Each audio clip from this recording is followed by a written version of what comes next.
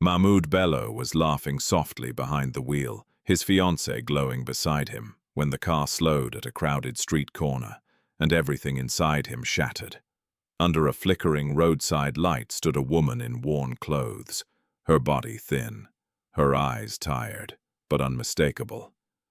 Aisha, and beside her two small boys, identical barefoot, clinging to her dress.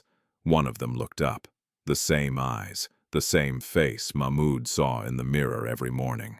His breath caught, his world tilted.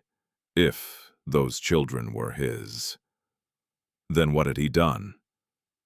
Before we continue, where are you watching from right now, and what's your local time? If stories like this move you, don't forget to subscribe. You're about to witness something unforgettable. The city of Abuja moved with its usual restless rhythm that evening.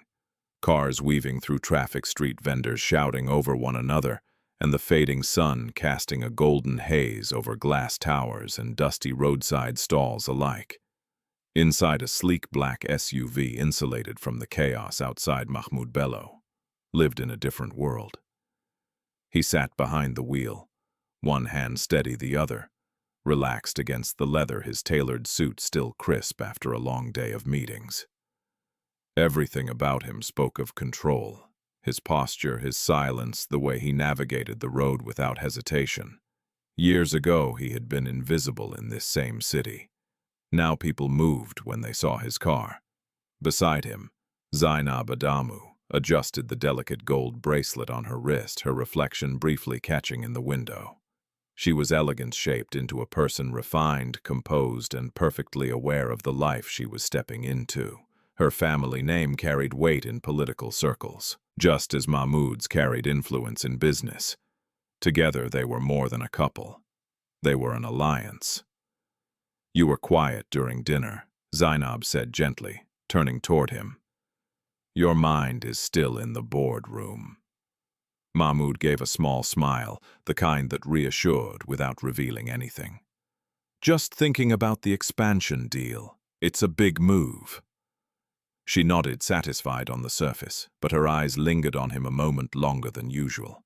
There were things about Mahmoud that even she could not read, spaces in him that remained closed, no matter how close she stood. Outside the road, narrowed as traffic slowed near a busy intersection, hawkers moved between vehicles holding up bottled water, phone chargers, and cheap snacks. Children darted through the gaps barefoot and quick their laughter, sometimes cutting through the noise, sometimes swallowed by it. Mahmoud barely noticed them at first. This was part of the city, something he had learned to pass without looking too closely.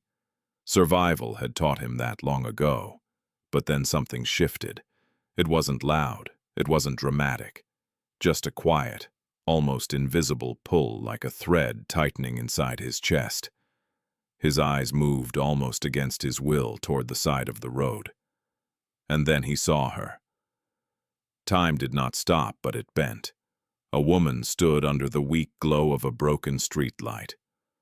Her clothes faded her frame, thinner than he remembered her posture, carrying the kind of exhaustion that did not come from one bad day, but from years of them.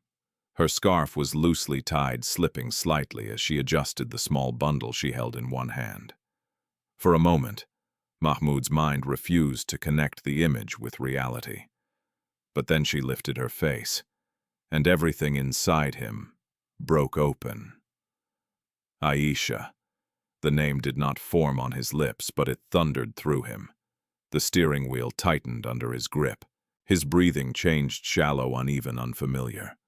The world inside the car, the conversation, the calm control he had built his life on, it all cracked in an instant. Mahmoud Zainab's voice came softly, sensing the shift. "What is it?" He did not answer, because he could not. Aisha was not alone. Two small boys stood beside her, their bodies pressed close to her sides, as if the world outside that small space was too dangerous to face alone. Their clothes were worn, their feet bare against the rough ground, their faces carrying a quiet seriousness that no child should have. One of them looked up, and in that single unbearable second, Mahmoud saw himself, Not just resemblance, not coincidence. It was something deeper, something undeniable. The shape of the eyes, the way the child held his gaze without fear, without knowing who he was looking at. Mahmoud's chest tightened painfully. His son. The thought did not come gently. It struck him. His son. No sons. His fingers trembled slightly against the wheel. A faint sound escaped his throat, almost like a breath that had been trapped for years and suddenly forced its way out. The traffic moved forward slowly, pulling his car past them. But Mahmoud could not move. "Drive someone behind him," shouted, honking impatiently. Zainab turned irritated. Mahmoud, the light. But he was no longer listening. His eyes remained fixed on the side mirror, now catching fragments. Aisha adjusting the child's shirt, one of the boys leaning into her, her hand instinctively resting on his head, in a protective gesture that looked so familiar. It hurt. It was a gesture she used to make, years ago, in a different life. "What are you looking at?" Zainab asked, her voice sharper now. Mahmoud blinked as if waking from something too deep to explain. Nothing, he said too quickly. But the word felt like a lie, even to himself, because everything he had spent years burying had just stepped back into his life, without warning. Zainab followed his gaze anyway, curiosity pushing her to glance toward the roadside. She saw the woman, the children, but only as part of the city's endless background. Her expression softened slightly, but only in passing. "It's sad," she said quietly. "So many people struggling like that." Mahmoud said nothing, because for him it was no longer people. It was her. It was them. The traffic behind grew louder. Another horn blared longer this time. Mahmoud forced his foot onto the accelerator. The car moved forward, but something inside him remained behind on that street. Silence filled the car, heavier than before. Zainab leaned back into her seat, sensing that whatever had shifted in Mahmoud was not something she could easily reach. For the first time that evening, she felt a quiet discomfort she could not name. Mahmoud drove the rest of the way without speaking. The city lights grew brighter as night settled in, reflecting off glass buildings and polished surfaces, creating a world that looked perfect from the outside. But inside, Mahmoud, something had been disturbed beyond repair. When he finally dropped Zainab off at her family's residence, she paused before stepping out. "Are you sure you're okay?" she asked, searching his face. He nodded. "I'm fine." She studied him for a second longer, then gave a small, composed smile and stepped out of the car. The gate closed behind her.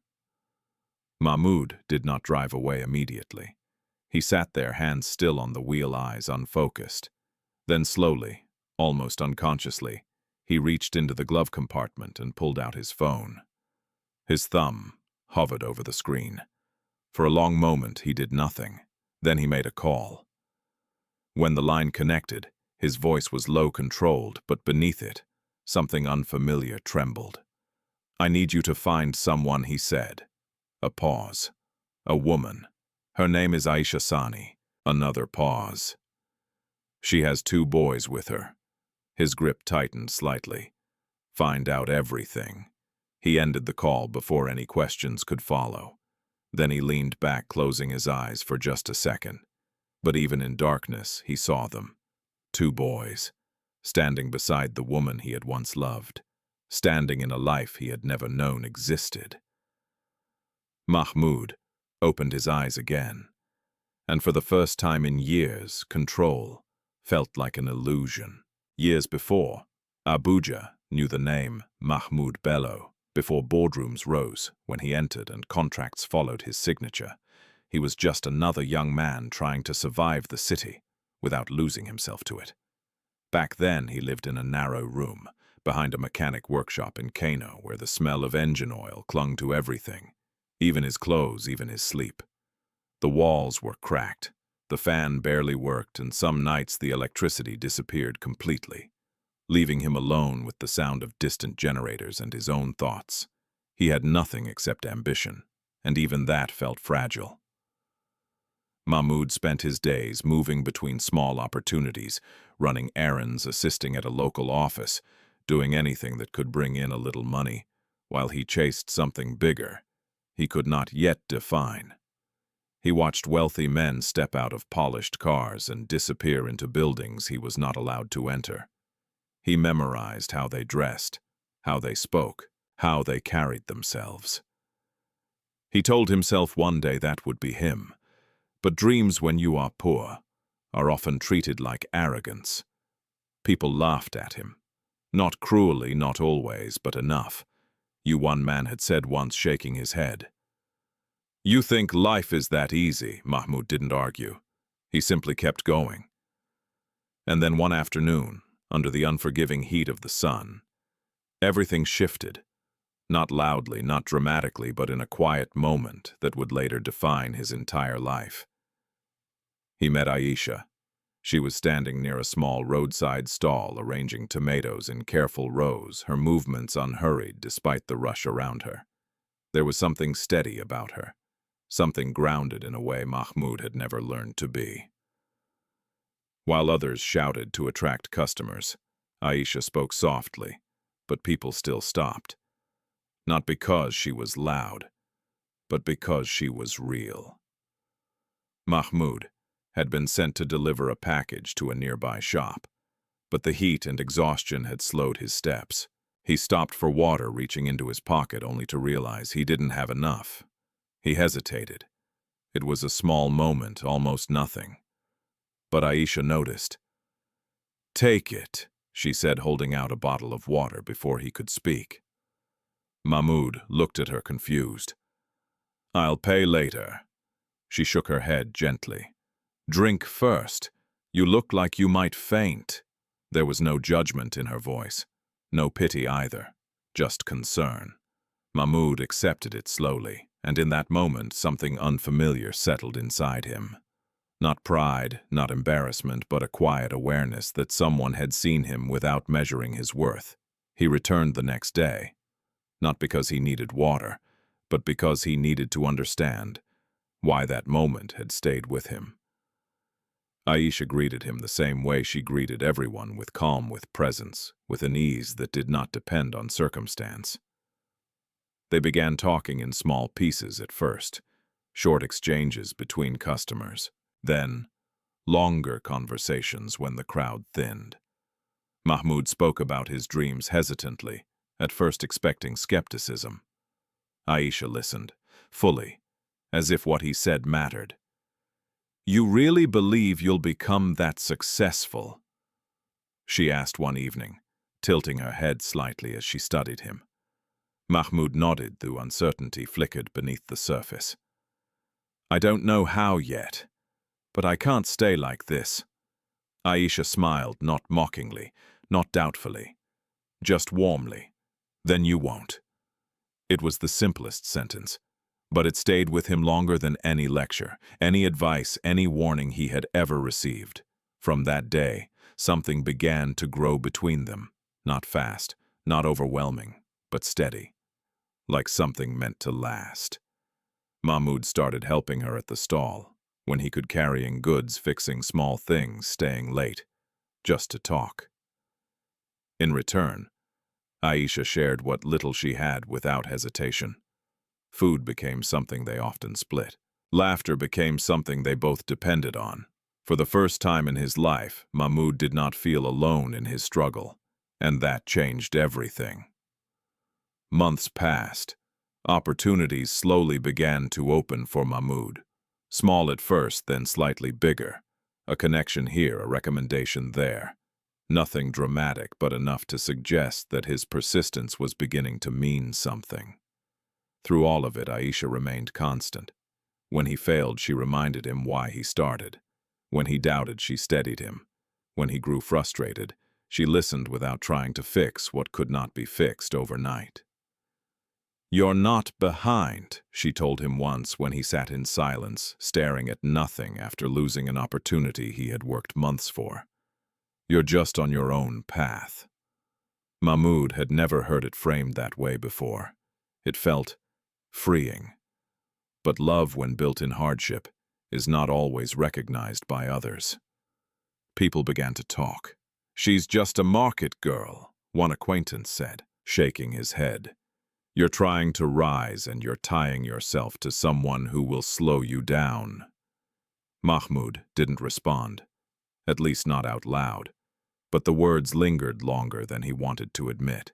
Still, when he looked at Aisha, those doubts quieted, because she never asked him to be less, never asked him to stay small. She simply believed in him as he was becoming, and that belief became the foundation of everything. One evening, as the sky turned deep orange and the noise of the market softened into something calmer, Mahmoud stood beside her stall, unusually quiet. Aisha noticed immediately. "What is it?" she asked. Mahmoud hesitated. Then slowly he reached into his pocket and pulled out a small, simple ring. It wasn't expensive, it wasn't impressive, but it was everything he could afford at the time. "I don't have much," he said, his voice lower than usual, "and I can't promise when things will change." Aisha watched him, her expression unreadable for a moment. "But I know I don't want to do any of this without you," he continued. "Not the struggle, not the waiting, not whatever comes next." Silence stretched between them, not heavy, just full. Then Aisha smiled softly, deeply, with something in her eyes that felt stronger than certainty. "I already chose you," she said. She didn't ask for more, didn't question his future, didn't measure what he could provide. She simply stepped into it with him. And that was how their life together began. Not in comfort, not in security, but in trust. They moved into a slightly better room together. Still small, still imperfect, but shared. They built routines out of nothing, cooked simple meals, counted every expense, celebrated small wins like they were victories. Mahmoud worked harder than ever, not just for himself anymore, but for them, and every step forward felt meaningful because someone was walking beside him. At night, when the city quieted and the world felt distant, Mahmoud would sometimes lie awake staring at the ceiling. Not from worry, but from determination. "I'll change everything," he whispered once more to himself, then to her. Aisha, half asleep beside him, reached for his hand. "I know," she murmured, and she meant it. That was the thing about Aisha. She didn't believe in him because he was already successful. She believed in him before the world had any reason to, and that kind of belief is rare. It builds men, it changes destinies, but sometimes it is also the kind of love that gets forgotten when success finally arrives. Success did not arrive in Mahmoud Bello's life like a celebration. It came quietly at first. A small contract, a bigger opportunity, a recommendation from someone who mattered. Then another door opened, and another. Each step forward seemed modest on its own, but together they began to pull him into a different world. The kind of world he had once stood outside of, watching from a distance. At first, nothing about him changed. He still returned home to Aisha with stories from his day, still sat on the edge of their narrow bed, still ate the same simple meals she prepared with care. When he earned a little more money, he didn't spend it on himself. He fixed the leaking roof, bought a better fan, paid off small debts that had been weighing on them for months. Aisha watched all of this quietly. She never asked for anything more. But she noticed something else, too. Mahmoud was beginning to belong somewhere else. It showed in small ways. The way he spoke on the phone, more formal now, more controlled. The way he dressed, cleaner lines, sharper edges. The way he carried himself when he stepped outside, as if he had started seeing the world. Not just as it was, but as something he could shape. One evening he returned home later than usual. Aisha had already finished cooking. The room was warm with the smell of stew, the small table set carefully as it always was. She looked up when he entered, smiling instinctively. "You're late," she said softly.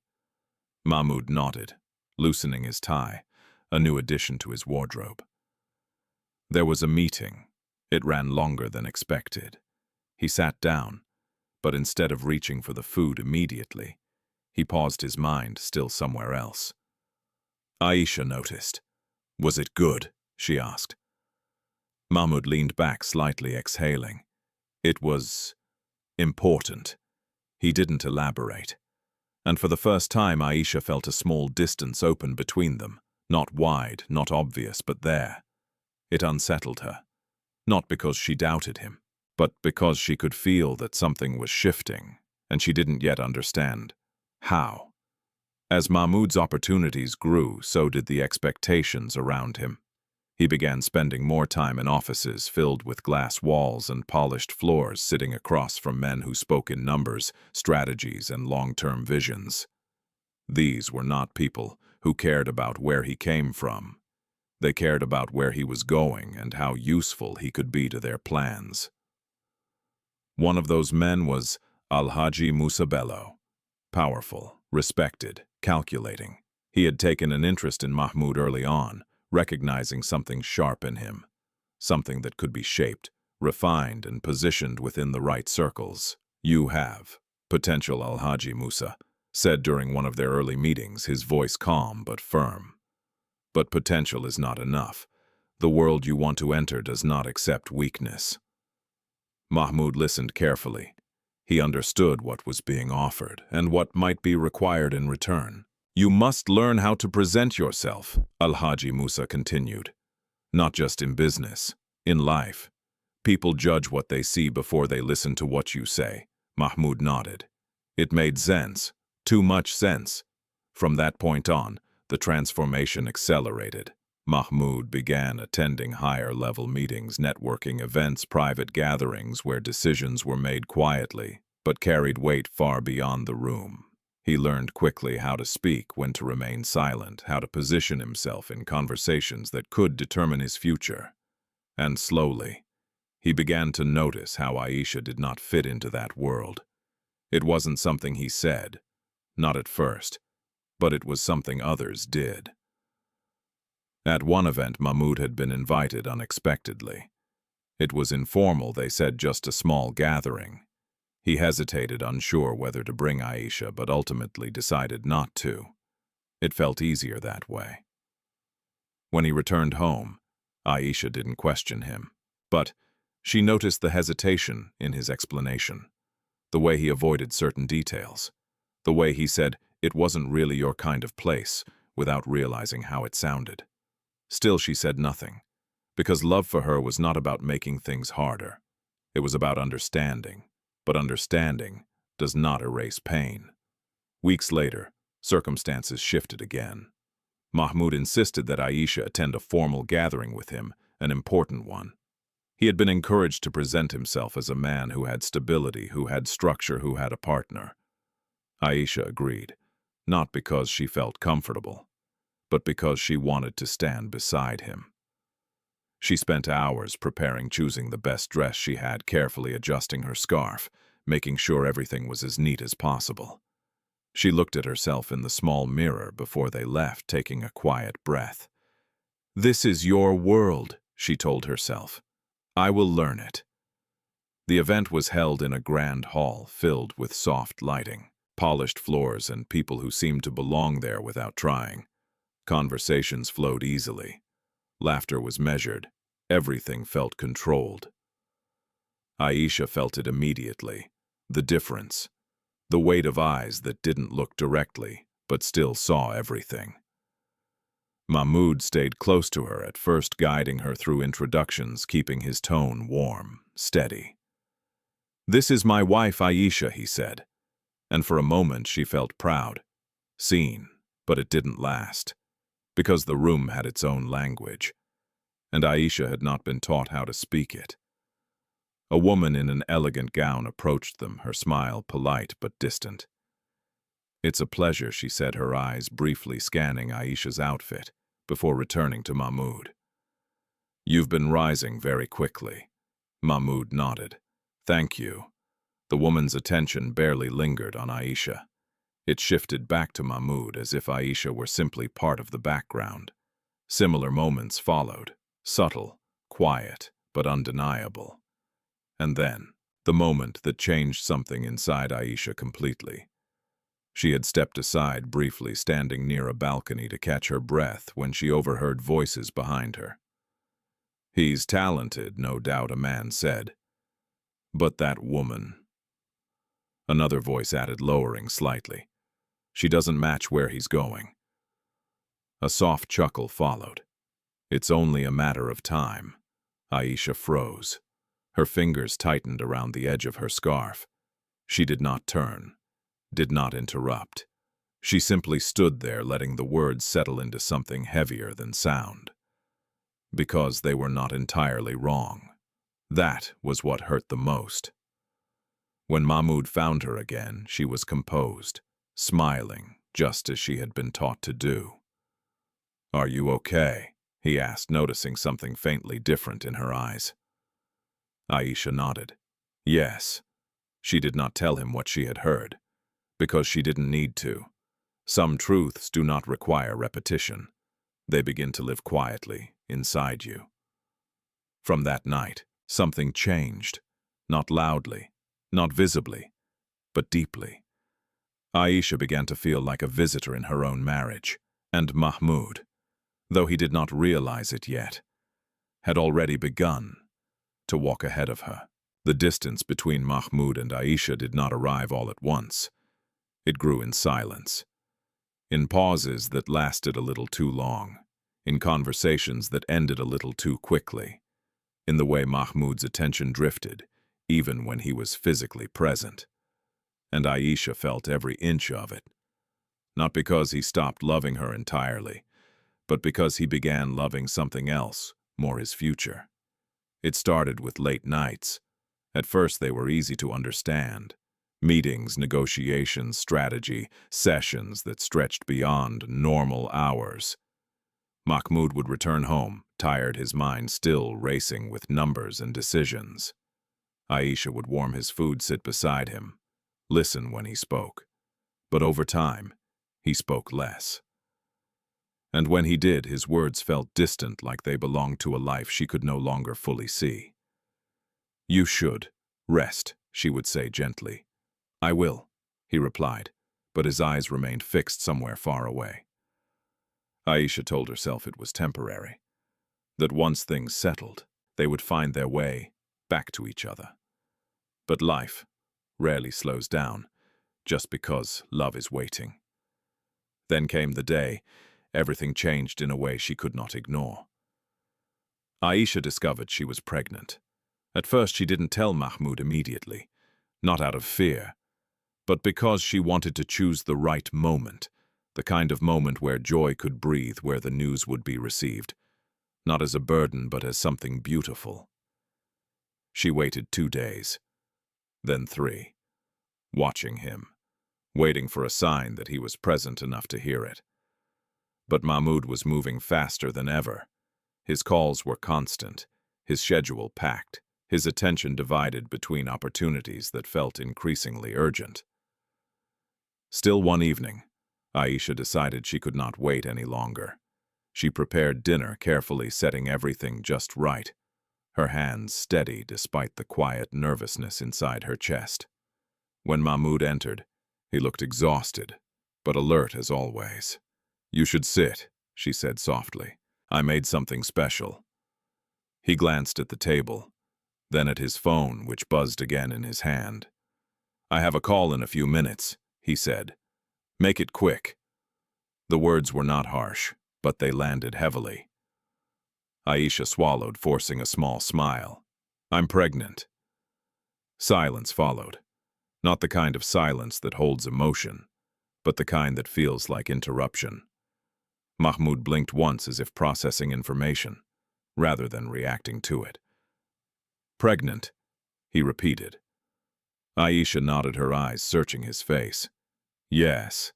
Another pause. Mahmoud leaned back slightly, running a hand across his forehead.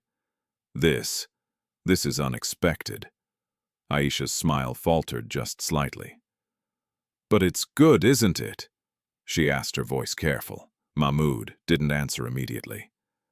His phone buzzed again. He looked at it, then back at her. "We need to think about this," he said finally. "My situation right now, everything is changing. This is not the right time." The words were calm, reasonable, but they cut deeper than anger would have. Aisha felt something inside her chest tighten. "There is never a perfect time," she said quietly. Mahmoud exhaled frustration flickering beneath his composed tone. "That's easy to say, Aisha, but you don't understand what I'm dealing with right now." She looked at him. Really looked at him. And for the first time she realized something painful. He believed that. He believed she did not understand. "I've always understood," she said softly. But Mahmoud was already standing. "I have to take this call," he said, stepping away before the conversation could deepen. Aisha remained seated, her hands resting on the table. The food untouched, the moment gone. From that night, everything became heavier. Mahmoud did not reject the pregnancy outright, but he did not embrace it either. It became something they did not speak about enough, something that existed between them without warmth. Aisha continued her days as before, cooking, managing what little they had, adjusting her body to the changes she could feel growing inside her. But she was doing it alone, even when Mahmoud was present, and the loneliness became unbearable in ways she could not explain. The outside world did not help. Voices began to circle again, more persistent now, more direct. "You're moving too fast," one associate told Mahmoud during a meeting. "You need to focus. Family responsibilities will slow you down." Another laughed lightly. "Especially with your background situation." Mahmoud did not defend her. Not openly, not firmly. He simply stayed silent. And silence in moments like that speaks louder than words. The pressure built quietly, and one evening it finally broke. It started small. Aisha had asked a simple question. "When will you be home tomorrow?" Mahmoud, distracted, responded without looking at her. "Late. I told you already." "You didn't say how late," she replied gently. He sighed, irritation surfacing more quickly than it should have. "Does it matter?" The question lingered in the air. Aisha stared at him, her voice soft but steady. "Yes, it matters." Mahmoud turned, then frustration no longer hidden. "Aisha, everything matters to you," he said. "Every small thing becomes a problem." Her eyes widened slightly. "I'm not trying to create problems," she said. "I'm trying to understand where I fit in your life now." The words were simple, but they struck something deeper. Mahmoud shook his head. "This is exactly what I mean," he said. "I'm trying to build something bigger for us, and instead of supporting me, you're questioning everything." Aisha stood slowly. "I have always supported you," she said quietly. "From the beginning." Mahmoud's expression hardened, and I appreciate that he replied. "But things are different now. The level I'm operating on, you don't fully understand it." The sentence hung in the air, heavy, irreversible. Aisha felt it settle into her chest. "So now I'm the one holding you back?" she asked. Mahmoud didn't answer immediately, but the silence said enough. Aisha nodded slowly, as if confirming something she had already begun to feel. "I see," she whispered. Mahmoud ran a hand through his hair, frustration turning into something sharper. "I didn't say that." "You didn't need to," she replied. The room felt smaller, the walls closer, and the space between them impossible to cross. Aisha placed a hand gently on her stomach, a quiet, instinctive gesture. "I thought this would bring us closer," she said softly, "but it feels like it's pushing you further away."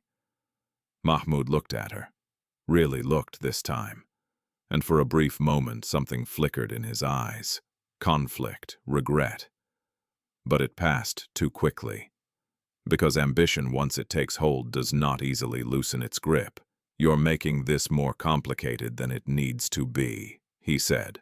Aisha nodded again, not in agreement, but in understanding that something essential had already begun to break, and that, no matter how much she held on, she might not be able to hold it together alone.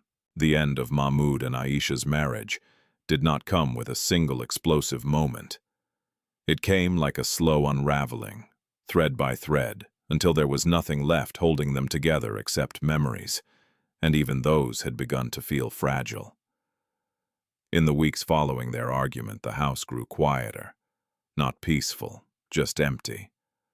Mahmoud stayed out longer, sometimes not returning until long after Aisha had fallen asleep. When he did come back, he moved carefully, almost as if trying not to disturb something, but what he avoided was not her rest. It was conversation. Aisha, on the other hand, moved through each day with a quiet heaviness that settled deeper with time. Her body was changing, her energy fading more quickly, but she carried on cooking, cleaning, maintaining what little sense of normalcy remained. She still prepared his meals, still waited, still hoped. But hope, when unanswered, begins to feel like a burden. One afternoon, after hours of silence, Aisha made a decision. Not sudden, not emotional, but clear. She folded her clothes, carefully placing them into a small bag. Nothing extravagant, just what she needed. Her movements were slow, deliberate, as if each item she packed carried a memory she had to pass through. The room felt different that day, not because it had changed, but because she had. When Mahmoud returned later that evening, the air in the room felt unfamiliar. Aisha was sitting quietly on the edge of the bed, her bag resting beside her. Mahmoud noticed immediately. "What is this?" he asked, his voice sharper than usual. Aisha looked up. Calm, steady. "I'm leaving," she said. The words did not rise. They settled. Mahmoud frowned, confusion, mixing with irritation. "Leaving for where?" Aisha shook her head slightly. "I don't know yet." That answer frustrated him more. "You don't know," he repeated. "Aisha. This is not a decision you make without thinking." She met his gaze. "I have been thinking," she said softly, "for a long time." Mahmoud exhaled, running a hand across his face. "This is unnecessary," he said. "We're just going through a difficult period. It happens." Aisha held his eyes. "No," she replied quietly. "This is not just a difficult period." Silence stretched between them. Mahmoud shifted his weight, his tone tightening. "So what are you saying? That you're giving up?" Aisha's lips parted slightly, but no anger came, only truth. "I'm saying I can't stay somewhere I no longer exist." The words landed harder than anything she had said before. Mahmoud stared at her, something flickering behind his expression, something that could have become understanding, but it didn't, because pride stood in its place. "You're overreacting," he said. "Everything I'm doing is for our future." Aisha nodded. "I know," she said, "but I don't feel like I'm part of that future anymore." Mahmoud opened his mouth to respond, but nothing came immediately, because deep down, he knew there was truth in what she was saying, but acknowledging it would mean admitting something he wasn't ready to face. So instead, he turned away slightly. "If you leave now," he said, his voice lower, controlled, "don't expect things to just be the same when you decide to come back." Aisha's chest tightened, not because of the warning, but because of what it revealed. He still believed this was temporary, a moment, a reaction. He didn't understand that for her. This was the end. "I'm not leaving to come back," she said gently. Mahmoud turned sharply. "What does that mean?" Aisha took a slow breath. "It means I'm choosing myself," she said. "Because staying here, I'm losing everything that makes me who I am." The room fell silent again. Mahmoud's jaw tightened. "So that's it?" he asked. After everything, Aisha's eyes softened. Yes, she whispered. After everything. She stood slowly, her hand instinctively resting against her stomach for support. Mahmoud's gaze followed the movement. For a brief second, something in his expression shifted again. Something uncertain. But it passed, because neither of them spoke about it. Not fully. Not honestly. And that silence would cost them everything. Aisha picked up her bag.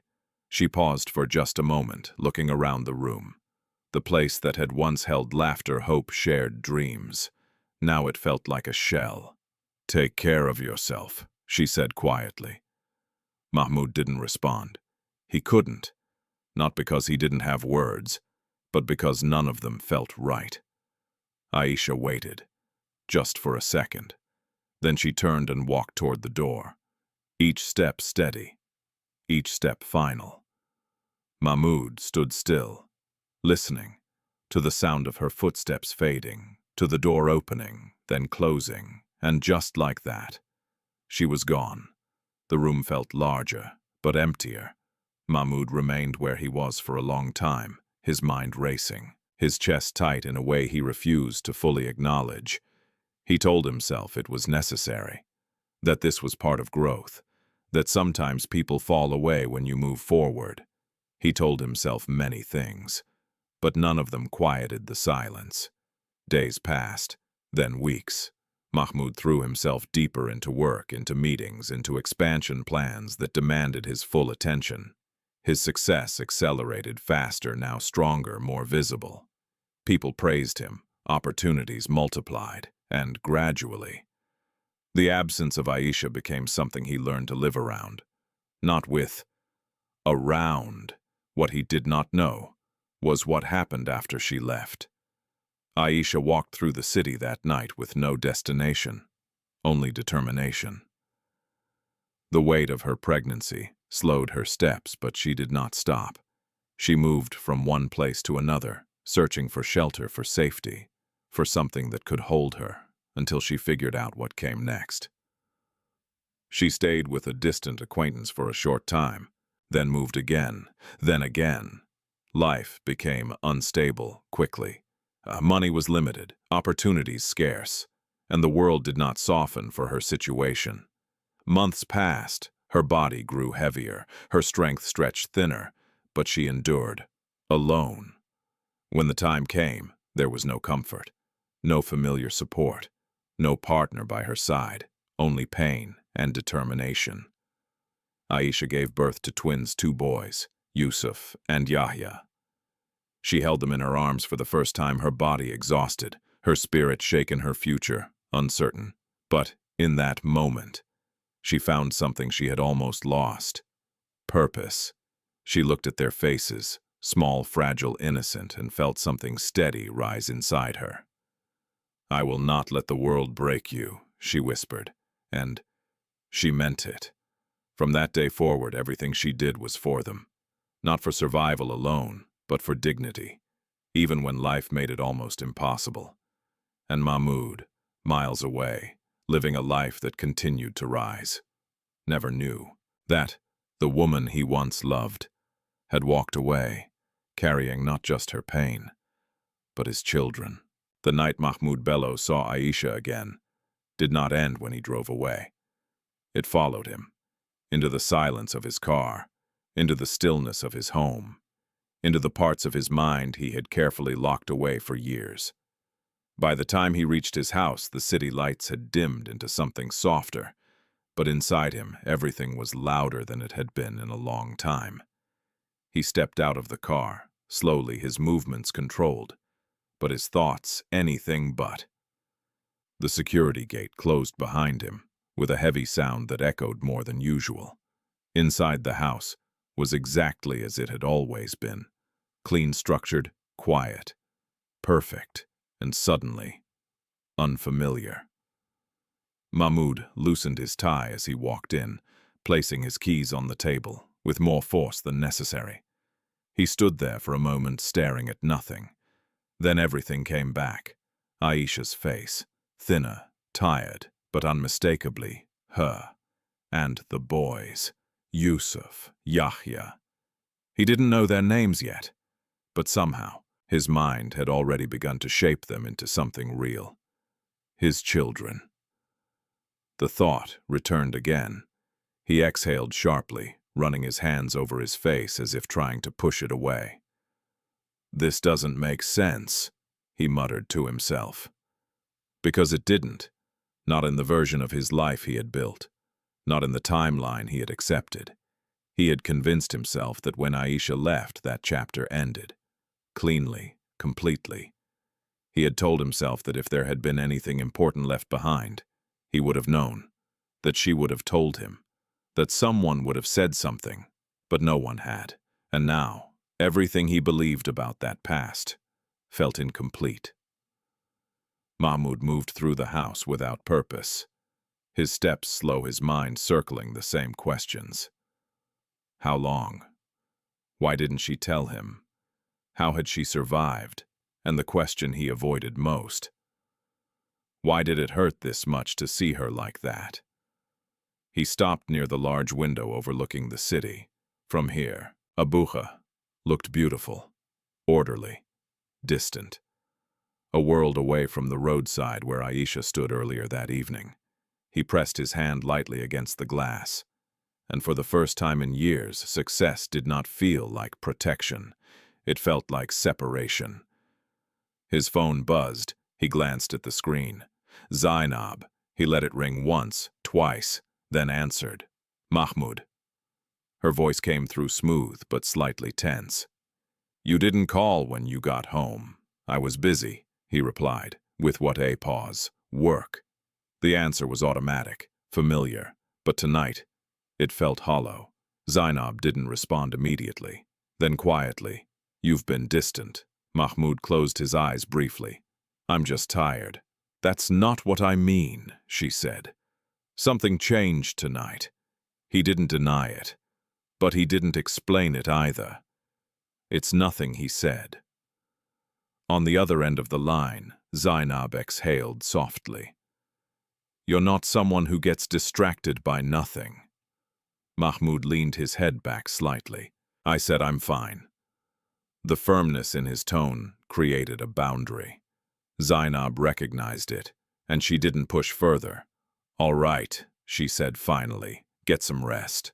The call ended. Mahmoud lowered the phone slowly. But rest was not something he could access that night. He tried. He lay on his bed, staring at the ceiling the same way he used to years ago, but the thoughts were different now. Back then he had looked forward. Now he was being pulled backward. Every memory he had buried began to resurface. Aisha's voice, her laughter. The way she used to look at him like he was already everything he was trying to become. And the way she looked today, like life had taken more from her than it had given. Mahmoud turned onto his side, restless. Then back again. Sleep refused to come. Instead, images replaced it.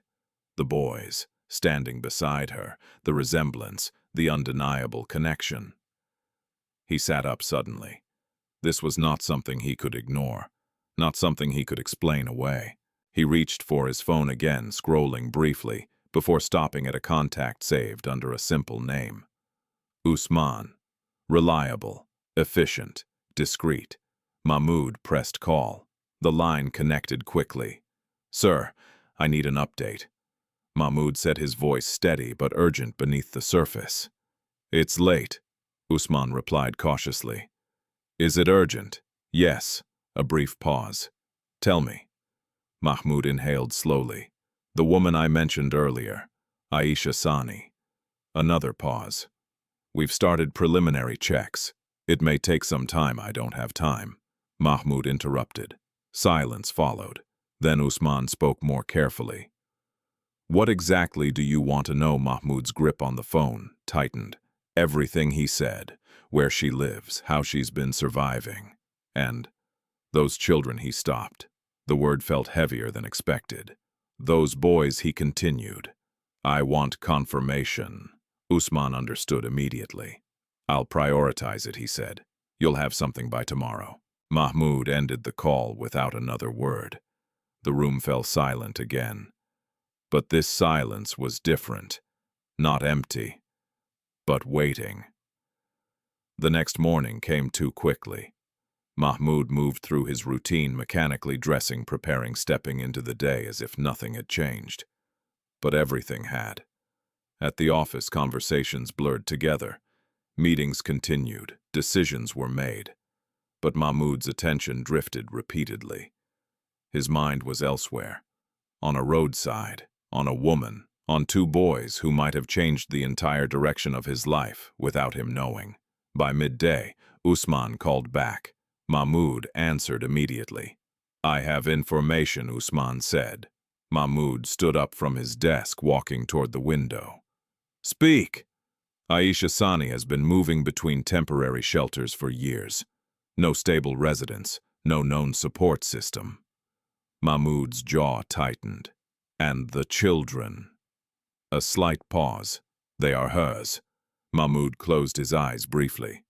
"That's not what I asked." Another pause.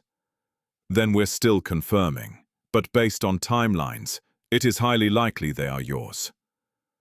The words landed heavily. Mahmoud did not respond immediately, because there was nothing to say. Everything he feared was becoming real. "She never contacted you," Usman continued. "No legal claims, no attempts to reach your family, nothing." Mahmoud opened his eyes again, staring out at the city. She chose silence. The statement felt heavier than accusation, because it wasn't about what she did. It was about what she endured without asking. "Send me everything you have," Mahmoud said quietly. "Yes, sir." The call ended. Mahmoud remained standing there, still, processing. Years of absence, years of struggle, years he had not been part of. And now, there was no version of the truth that left him unchanged. Because if those boys were his, then he had not just lost Aisha. He had abandoned a life he never even knew existed. And somewhere in the city, that life was still standing on the roadside, waiting, not for him, but for survival. Mahmoud Bello did not prepare himself for what he was about to see. He told himself he only needed facts, clarity, confirmation, something clean and structured, something that could fit into the logical world he had built over the years. But reality does not always arrive in clean lines. It arrives in fragments, and each fragment cuts. By late afternoon, Usman had gathered enough to present more than assumptions. Mahmoud sat in his office, the glass walls around him reflecting a version of a man who looked composed. But inside, nothing remained settled. Usman stood across from him, holding a slim file. "I've verified the records," he said carefully. Hospital registration from years ago. Aisha Sani gave birth to twin boys, Yusuf and Yahya. Mahmoud's fingers tightened slightly against the edge of his desk. The names landed softly, but they stayed. Yusuf, Yahya. They were born at a small clinic outside the city, Usman continued. Limited documentation. No listed father. Mahmoud's jaw clenched. Of course, no father. The truth was simple. Because he had not been there. "Continue," Mahmoud said. Usman opened the file, scanning briefly. "She has worked irregular jobs over the years. Domestic help, street vending, temporary cleaning work. Nothing stable, no long-term employment." Mahmoud lowered his gaze. Each word felt heavier than the last. "And the children?" he asked. Usman paused. "They've grown up in that environment. Limited schooling, occasional attendance at a local community center, but nothing consistent." Mahmoud exhaled slowly. His mind tried to process the information in the only way it knew how, organizing it, analyzing it, placing it into structure. But something resisted. Because this was not data. This was consequence. "Is there any indication," Mahmoud said carefully, "that she tried to contact me?" Usman shook his head. "None. No legal filings. No attempts through intermediaries. No messages to your family. Mahmoud looked up sharply. Nothing, nothing. Silence filled the office. And for the first time, Mahmoud felt something unfamiliar rise inside him. Not anger, not confusion, but something deeper, something closer to shame. Because it would have been easier if she had tried, if she had asked, if she had demanded, if she had forced her way into his life. He could have explained it then, controlled it, managed it. But she hadn't. She had disappeared quietly and survived alone. Mahmoud leaned back slowly, his eyes unfocused. Why, he asked more to himself than to Usman. Usman didn't answer, because there was no simple answer. Only reality. She protected something, Usman said finally. Either her dignity or yours. Mahmoud closed his eyes briefly. That made it worse, much worse, because it meant that even in suffering, she had chosen not to expose him, not to drag his name into her hardship, not to force responsibility onto someone who had already walked away. Mahmoud stood abruptly. I want to see them. Usman hesitated. Sir, it may be better to... I said I want to see them. The tone left no room for negotiation. Usman nodded. I'll arrange it. That evening, Mahmoud did not go home. Instead, he drove through parts of the city he had not visited in years. Not because they didn't exist, but because he no longer had reason to enter them. Until now, the roads became narrower, the buildings less structured, the air heavier with dust and noise. Children ran barefoot across uneven ground, laughter mixing with the distant sound of generators and voices layered over one another. Mahmoud slowed the car. Everything felt closer here, more exposed, more real. He parked a short distance away, stepping out without drawing attention. Usman had sent him the location, a small area behind a cluster of roadside stalls, temporary structures, nothing permanent. Mahmoud walked slowly, his polished shoes out of place against the rough ground. And then he saw them. Aisha, sitting on a low wooden bench, her body slightly bent forward as she adjusted something in her hands, a small piece of cloth, worn but carefully folded. Her movements were slower than he remembered, but still deliberate, still controlled, still her. The boys were nearby, Yusuf and Yahya. He knew it without needing to be told. They moved around her with quiet familiarity, their energy contained but not broken. One of them held a small object, something simple, probably something they had found or been given, and showed it to the other with a small, proud smile. Mahmoud stopped walking. He couldn't move any closer, because the moment felt too fragile, too real. He watched them, not as a CEO, not as a man used to controlling outcomes, but as someone standing outside a life that should have been his. Aisha looked up suddenly, as if she felt it, as if something in her recognized his presence before her eyes confirmed it.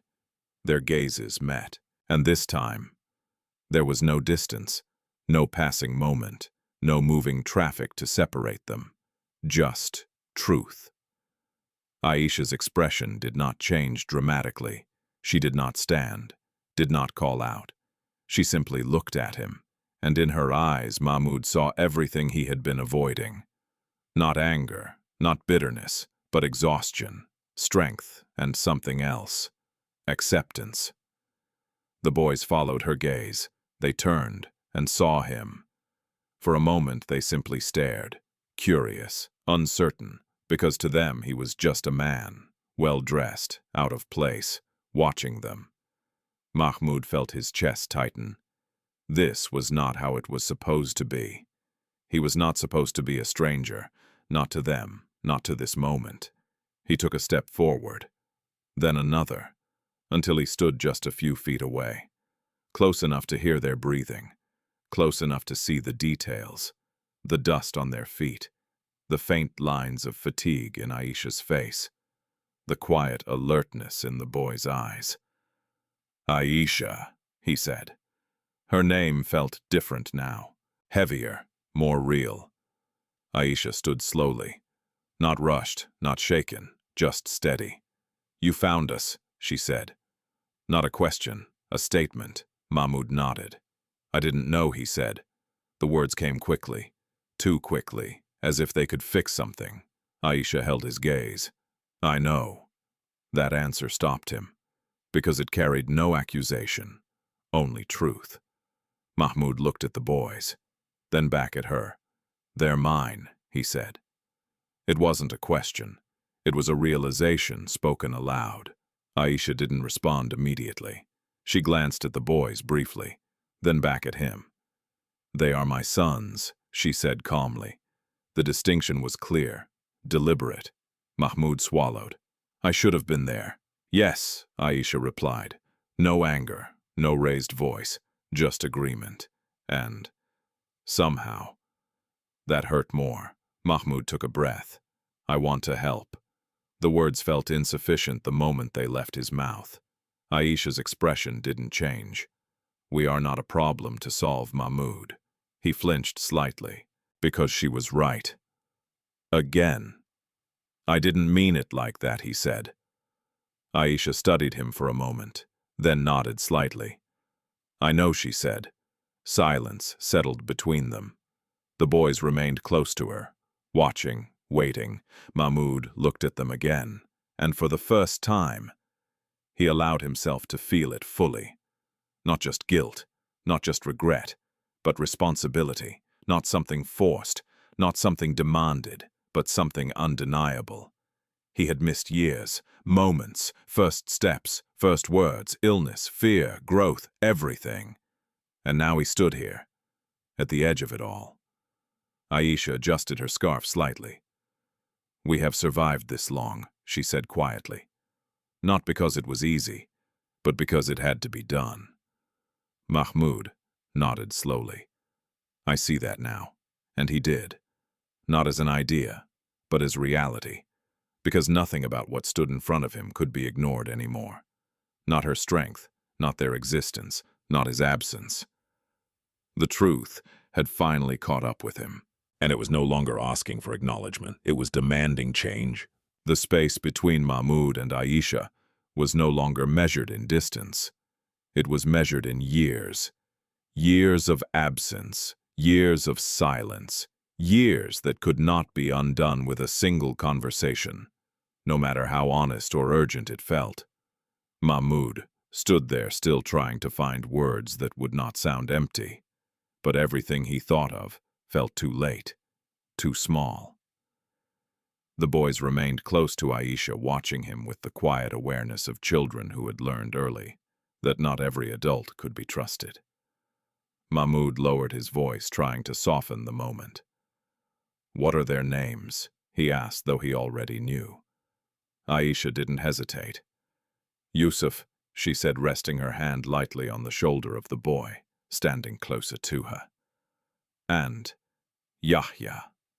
Mahmoud nodded slowly, repeating the names in his mind as if committing them to something deeper than memory. Yusuf, Yahya. The boys said nothing. They simply looked at him. Curious, careful, Mahmoud crouched slightly, lowering himself to their level, not as a gesture of authority, but as an attempt to meet them where they were. Hello, he said gently. Yusuf shifted his weight, glancing briefly at Aisha before looking back at Mahmoud. Hello, he replied, his voice small but steady. Yahya remained silent, his eyes fixed on Mahmoud's face, studying him in a way that felt far older than his years. Mahmoud felt something tighten in his chest again. This was not how a father should be introduced. This was not how this moment should feel. But reality had already rewritten everything. Mahmoud hesitated, then stopped. What could he say? I'm your father. The word felt too heavy, too undeserved, so instead he stood up again, turning his attention back to Aisha. We need to talk, he said quietly. Aisha nodded once. Not here. They moved a short distance away, just far enough for the boys to remain in sight but out of earshot. Yusuf and Yahya stayed where they were sitting on the low bench, their small bodies close together, their eyes still following every movement. Mahmoud noticed, and it hurt. They stay close, he said, his voice softer now. Aisha followed his gaze. They've learned to, she replied. The world is not always kind to children who have no one. Mahmoud swallowed. They have you. Aisha's expression didn't change. Yes, she said. That is why they are still standing. The words carried weight. Not pride, not arrogance, just truth. Mahmoud looked down briefly, then back at her. I didn't know, Aisha, he said. If I had, you would have done what. She interrupted gently. The question was not sharp, but it was direct. Mahmoud paused, because he didn't have an answer. Not one he could prove. Not one that mattered now. Aisha watched him carefully. That's the problem with if, she said quietly. It doesn't change what happened. Mahmoud exhaled slowly. I should have come after you, he admitted. I should have looked for you. Aisha tilted her head slightly. Yes, she said again. No anger, no raised voice, just agreement. And that agreement felt heavier than blame. Mahmoud ran a hand across his face. I made mistakes. Aisha didn't respond immediately. She simply stood there, steady, grounded in a way he remembered, but had not fully understood before. Mahmoud, she said finally, this is not about mistakes. He looked at her. Then what is it about? Aisha took a slow breath. It's about choices, she said. The ones you made, and the ones I had to live with. Silence followed. Mahmoud nodded slowly. I can't change the past, he said, but I can change what happens next. Aisha's eyes softened slightly. Not in acceptance, but in acknowledgement. That depends, she said, on whether you understand what next actually means. Mahmoud frowned slightly. What do you mean? Aisha glanced toward the boys again, then back at him. They don't know you, she said simply. The truth landed clearly. They've grown up asking questions I couldn't answer, she continued. Questions about where they came from, about why they are different from other children. Mahmoud felt the words settle into him. Heavy, unavoidable. I didn't tell them about you, Aisha added. Mahmoud looked up sharply. Why? Aisha met his gaze. Because I didn't want them to grow up waiting for someone who wasn't there. The sentence hit harder than anything else. Mahmoud's chest tightened. I'm here now, he said, his voice quieter. Aisha nodded. Yes, she said. Now. Again, no accusation. Just truth. Mahmoud looked back at the boys. Yusuf was speaking softly to Yahya, pointing at something in his hand, trying to explain it with small, careful gestures.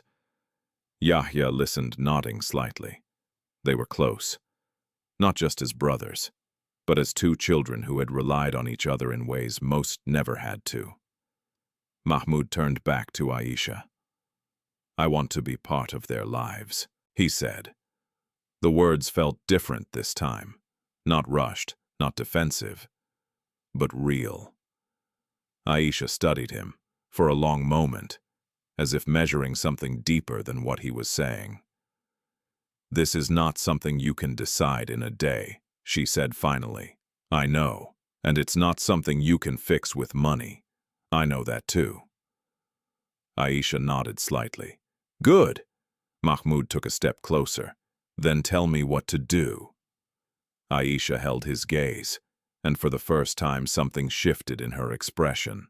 Not softness, not forgiveness, but openness. Just a little. You start by showing up, she said. Not once, not when it's convenient, but consistently. Mahmoud nodded. I can do that. Aisha didn't respond immediately.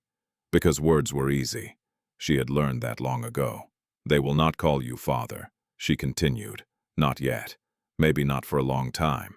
Mahmoud swallowed. I understand. And you don't get to rush that process, she added. I won't. Aisha watched him carefully, then nodded once. Then we will see. The answer was not acceptance, but it wasn't rejection either. It was something in between, something fragile. Mahmoud exhaled slowly, a weight shifting slightly inside him. Not gone, but moving. Thank you, he said. Aisha shook her head gently. This is not for you, she replied. This is for them. Mahmoud followed her gaze again. Yusuf and Yahya, still watching, still waiting. He nodded. Yes, he said quietly. I know. Aisha turned slightly, walking back toward them. Mahmoud followed after a moment. When they approached, Yusuf looked up again. Are you leaving? He asked. The question was simple, but it carried something deeper. Mahmoud crouched again, meeting his eyes. Not yet, he said. Yusuf nodded slowly, as if accepting the answer. Yahya said nothing, but his gaze remained steady. Mahmoud looked at them both, and for the first time, he didn't feel like a stranger trying to step into their lives. He felt like someone who had a long way to go and no shortcuts to take.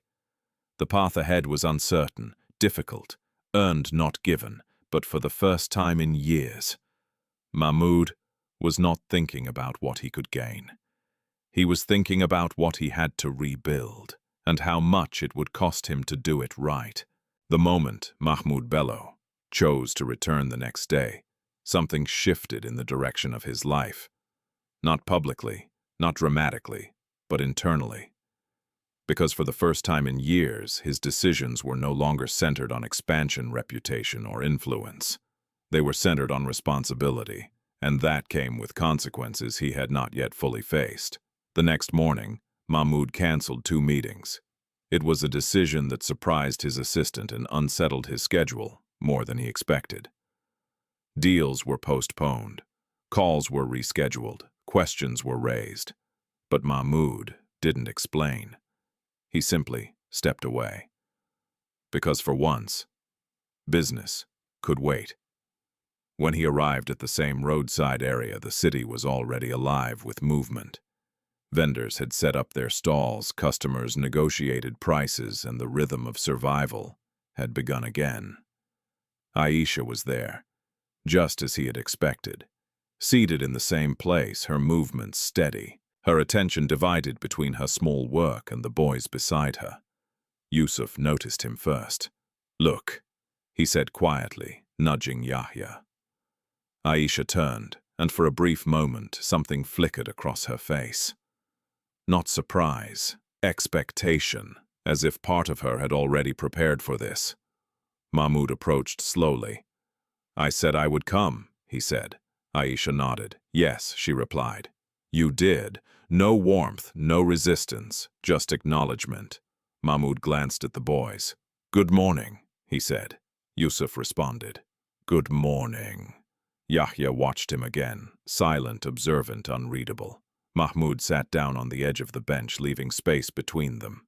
Not too close, not too distant, just enough to show presence without pressure. For a while no one spoke.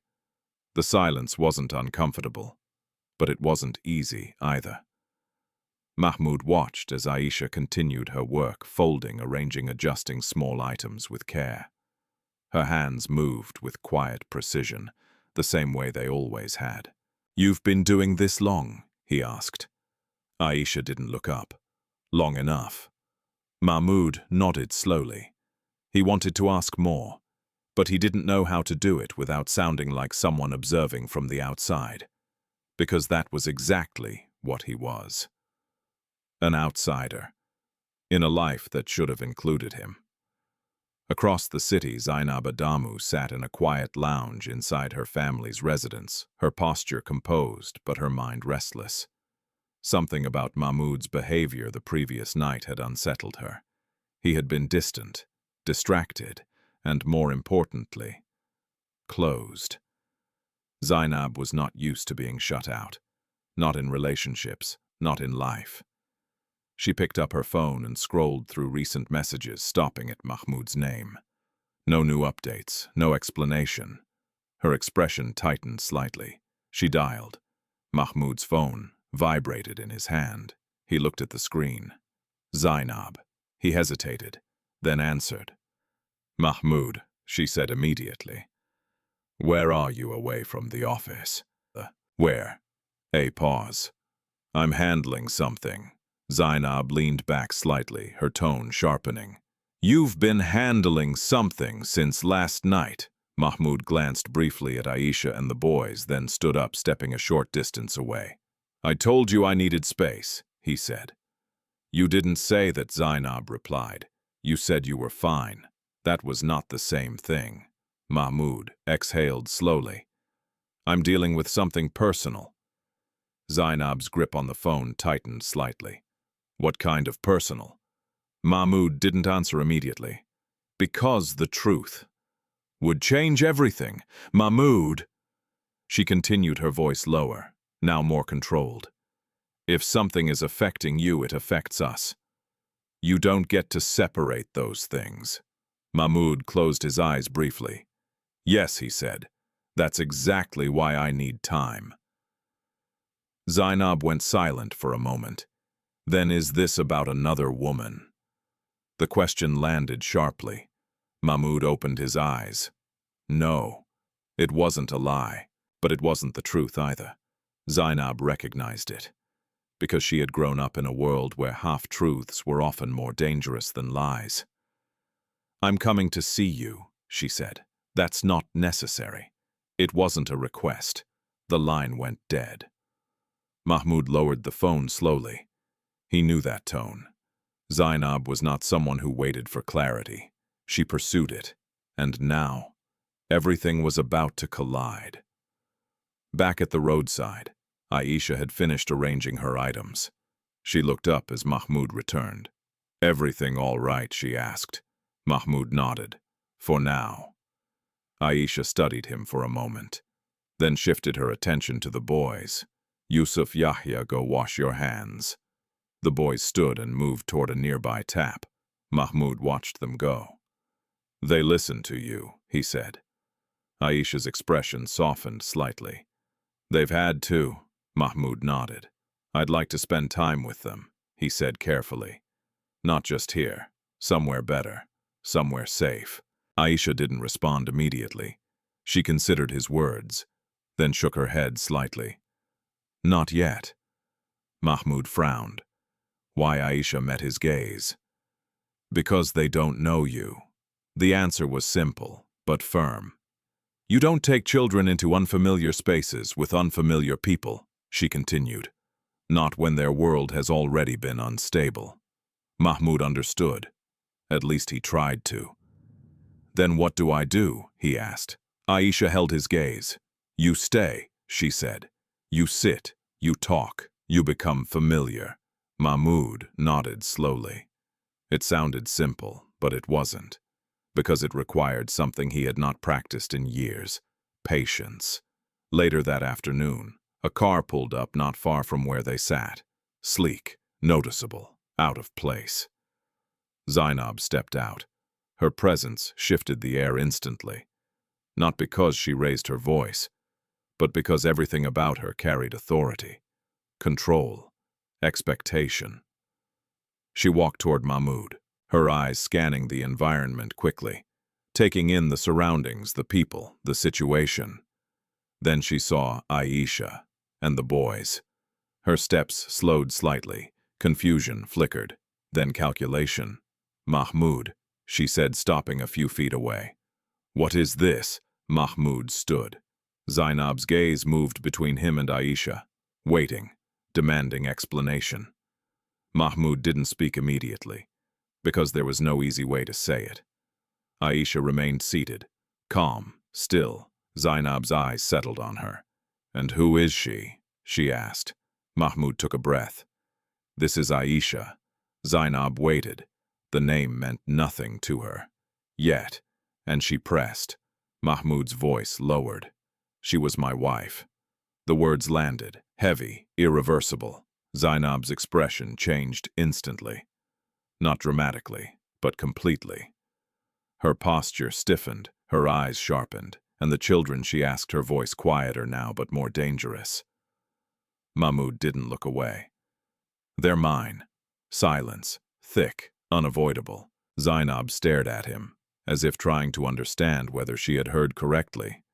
Then she laughed, not loudly, not freely, but in disbelief. "You're serious?" Mahmoud said nothing, because there was nothing to add.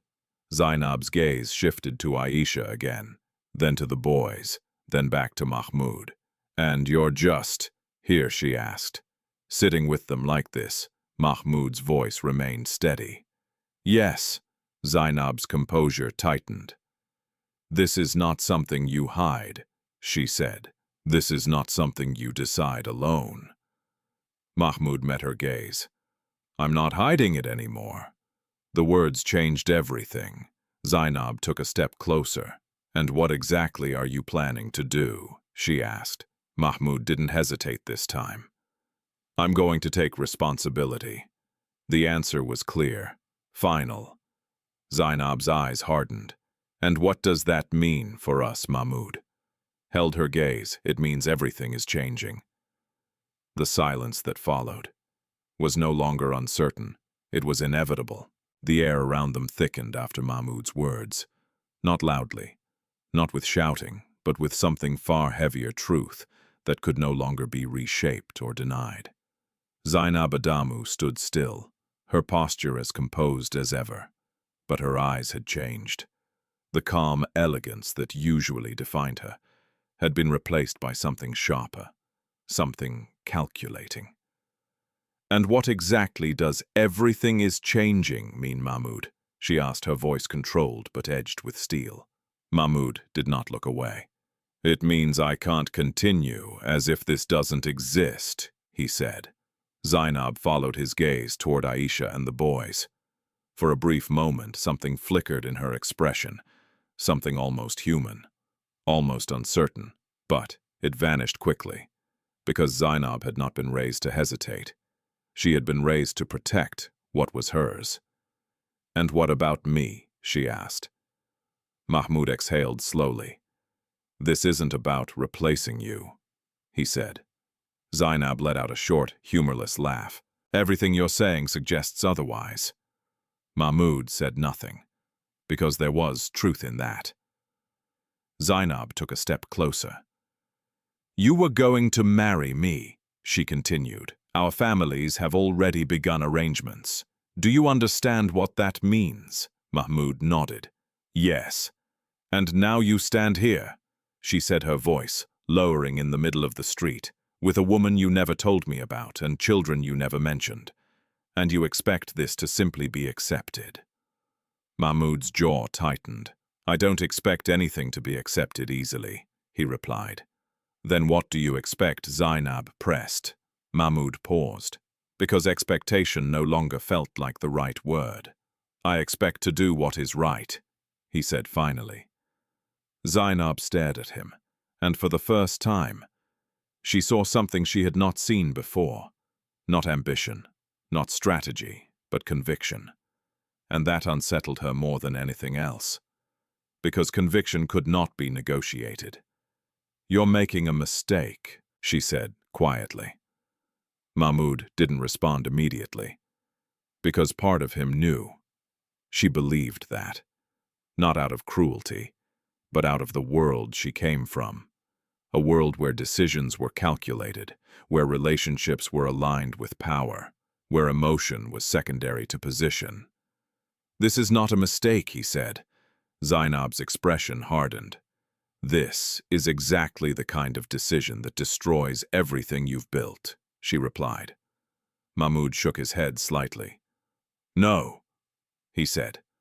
"This is the kind of decision that shows whether what I built was worth anything at all." The words landed, heavy. Zainab fell silent, not because she agreed, but because she had not expected that answer.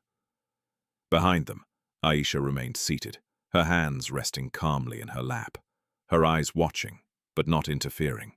She understood something Zainab did not yet see. This was no longer a conversation about choices.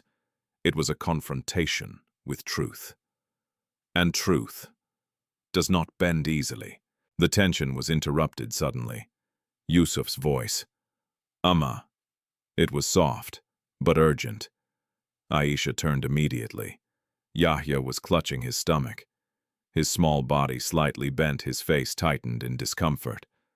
Aisha stood quickly, moving to him without hesitation. What is it? She asked, her voice calm but focused. My stomach. It hurts, Yahya whispered. Aisha knelt beside him, her hand gently pressing against his back. It's okay, she said softly. Breathe. Mahmoud's attention shifted instantly. What's wrong with him? He asked, stepping closer. Aisha didn't look up. He's been having pain on and off, she said. It comes suddenly. Mahmoud frowned. Has he seen a doctor? Aisha hesitated, just for a second, then shook her head. Not properly. Mahmoud felt something drop inside him. Why not? Aisha looked up at him, and in her eyes there was no shame, only reality. You know why.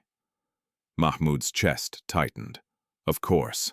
Cost, access, time, all the things he no longer had to think about, all the things that had defined her world for years.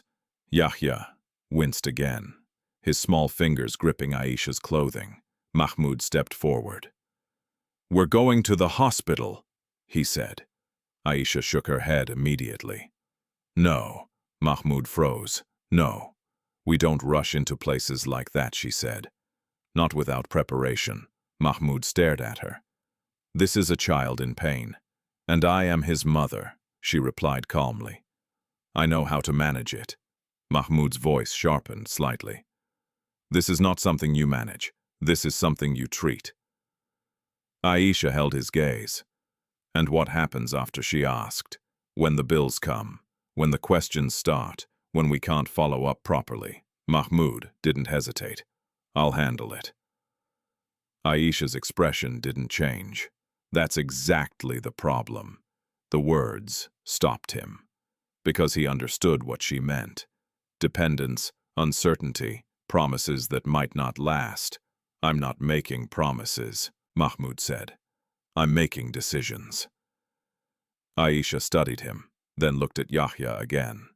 The boy's breathing had become uneven. The pain was not passing. Aisha's hand tightened slightly, and for the first time, uncertainty entered her expression.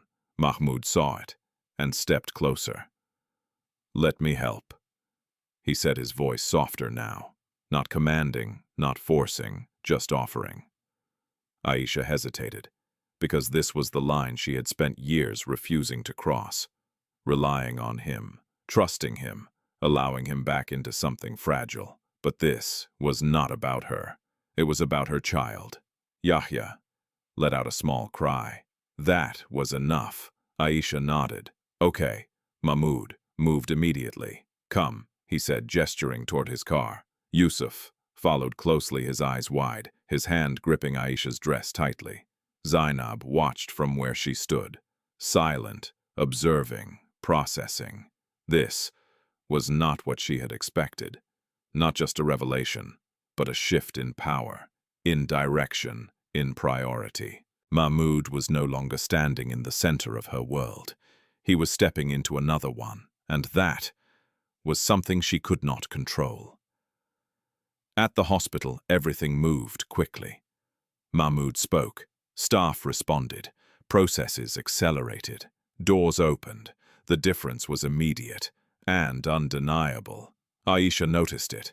Of course she did, because she had lived on the other side of it for years. Yahya was taken in for examination. Aisha stayed close. Mahmoud stood nearby, not distant, not removed, but present, for the first time in a way that mattered. Hours passed, quiet, heavy. When the doctor finally returned, his expression was calm. It's not life-threatening, he said, but it's been neglected. He needs proper treatment and monitoring. Mahmoud nodded. Do whatever is necessary. The doctor glanced at him, then at Aisha, then nodded. We will begin immediately. Relief moved through Aisha's body slowly. Not loudly, but deeply. She sat down, her shoulders lowering for the first time that day. Mahmoud watched her, and in that moment, he understood something clearly. This was not about stepping in once, not about solving a problem. This was about staying, consistently, completely, or not at all. He took a seat beside her. Not too close, not too far. Just enough. Aisha glanced at him briefly, then looked away, but she didn't move. And for now, that was enough. The hospital room carried a quiet that felt different from the noise of the streets. Here everything slowed down, not because life was easier, but because every moment mattered more. Yahya lay on the narrow hospital bed, his small body finally still, after the medication began to ease the pain. His breathing had softened, his face relaxed into something closer to the child he should have been all along. Beside him, Aisha sat with one hand resting gently on his arm. She had not moved much since they arrived, not because she was tired, but because this was how she had learned to love, through presence, through stillness, through staying. Mahmoud stood near the window at first, watching the city through glass that separated comfort from struggle. The hospital was private, clean, efficient, everything Aisha had been denied for years. And now, she was here. Because of him. The thought didn't bring pride. It brought discomfort, because he understood the difference now not as an idea, but as a reality he could no longer ignore. After a while, he moved closer. Not abruptly, carefully. He took a seat beside Aisha. For a few minutes, neither of them spoke. The silence between them was no longer hostile. But it was not easy either. It was the kind of silence that comes when too much has happened to be addressed all at once. Finally, Mahmoud broke it. "He's strong," he said quietly, looking at Yahya. Aisha nodded. "They both are." Mahmoud glanced toward Yusuf, who sat on a nearby chair, his legs slightly swinging, his eyes alert despite the long day. He had not complained once, had not asked unnecessary questions. He had simply stayed, watching, learning. Mahmoud recognized something in that. A quiet resilience. The kind that comes from growing up too fast. "You raised them well," Mahmoud said. Aisha didn't respond immediately. She kept her eyes on Yahya. "I raised them the only way I could," she said. Mahmoud nodded slowly. Then, after a pause, "I should have been there." Aisha closed her eyes briefly. Not in frustration, not in anger, but in something closer to fatigue. "We've already said that," she replied gently. Mahmoud looked down at his hands. "I know," he said, "but saying it once doesn't make it enough." Aisha turned her head, slightly studying him. There was something different in his tone. Less defensive, less certain, more honest.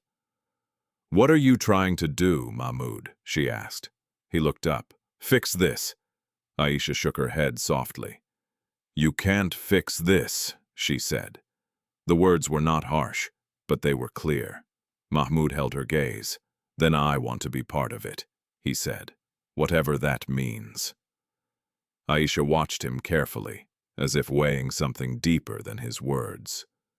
"Being part of something requires more than intention," she said. "I know. It requires consistency," she continued. "It requires sacrifice. It requires you to choose it even when it becomes inconvenient." Mahmoud didn't hesitate. "I'm ready for that." Aisha's eyes lingered on him, searching, not for confidence, but for truth.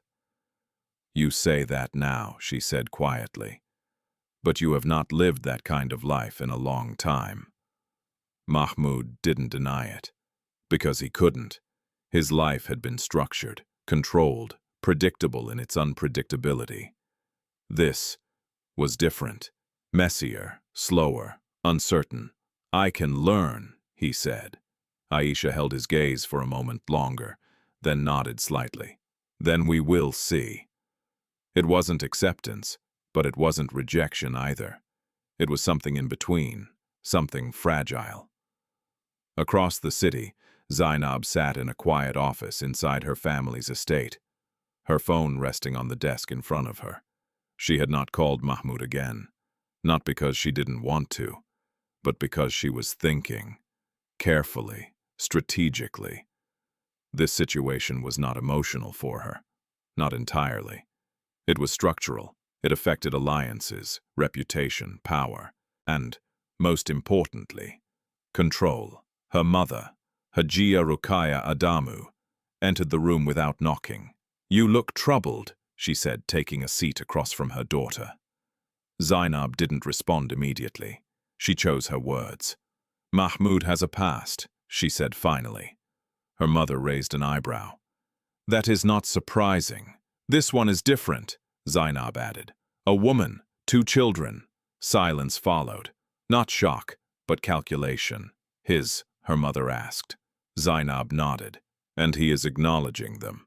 Hajia Ruqayya leaned back slightly. "That complicates things." Zainab's expression tightened. "He is choosing them," she said. "At least, it seems that way." Her mother studied her. "And what are you choosing?" Zainab didn't answer immediately, because for the first time, she wasn't sure. "I don't lose," she said finally. It wasn't arrogance, it was certainty, something she had been taught. Her mother nodded slowly. "Then you must decide whether this is a battle worth fighting." Zainab's eyes hardened slightly. "It is not just a battle," she said. "It is my position." Her mother leaned forward. "Then understand this," she said calmly. "If he is shifting his loyalty, you cannot rely on emotion to bring him back." Zainab's gaze didn't waver. "I never rely on emotion." Her mother smiled faintly. Good, because what was coming next would not be simple. Back in the hospital, the evening settled into something quieter. Yahya slept. Yusuf rested beside him, his head leaning slightly against the edge of the bed. Aisha remained still. Mahmoud watched them both, then spoke again. "I want to arrange something," he said. Aisha didn't look at him. "What a proper place," he said. "Somewhere stable, safe." Aisha's expression didn't change. "We've had places before," she said. "They don't always stay. This one will," Mahmoud replied. Aisha finally turned her head. "And what happens when your life becomes too complicated again?" she asked. "When your priorities shift," Mahmoud met her gaze. "They won't." Aisha held his eyes. "You said that once before," she said quietly. The words landed heavily, because they were true. Mahmoud didn't look away. "I'm not the same man I was then," he said. Aisha studied him, then shook her head slightly. "No," she said, "you're not." A pause. "Now you have more to lose." The statement was simple, but it carried weight. Mahmoud understood what she meant. Back then he had been poor, hungry, driven. Now he had everything, and that made his choices more complicated, not less. "I'm not offering to take over your life," Mahmoud said carefully. "I'm offering to support it." Aisha looked at him. "And what does that support look like?" Mahmoud hesitated, because he realized something important. He didn't fully know yet, and for the first time, he allowed himself to admit it. "I don't have all the answers," he said. Aisha blinked slightly. That she had not expected. "But I'm willing to figure it out," he continued. "With you, not over you." Silence followed. Aisha's expression softened just slightly. Not enough to trust, but enough to consider. "That's a start," she said. Mahmoud nodded. He would take that, because he understood now.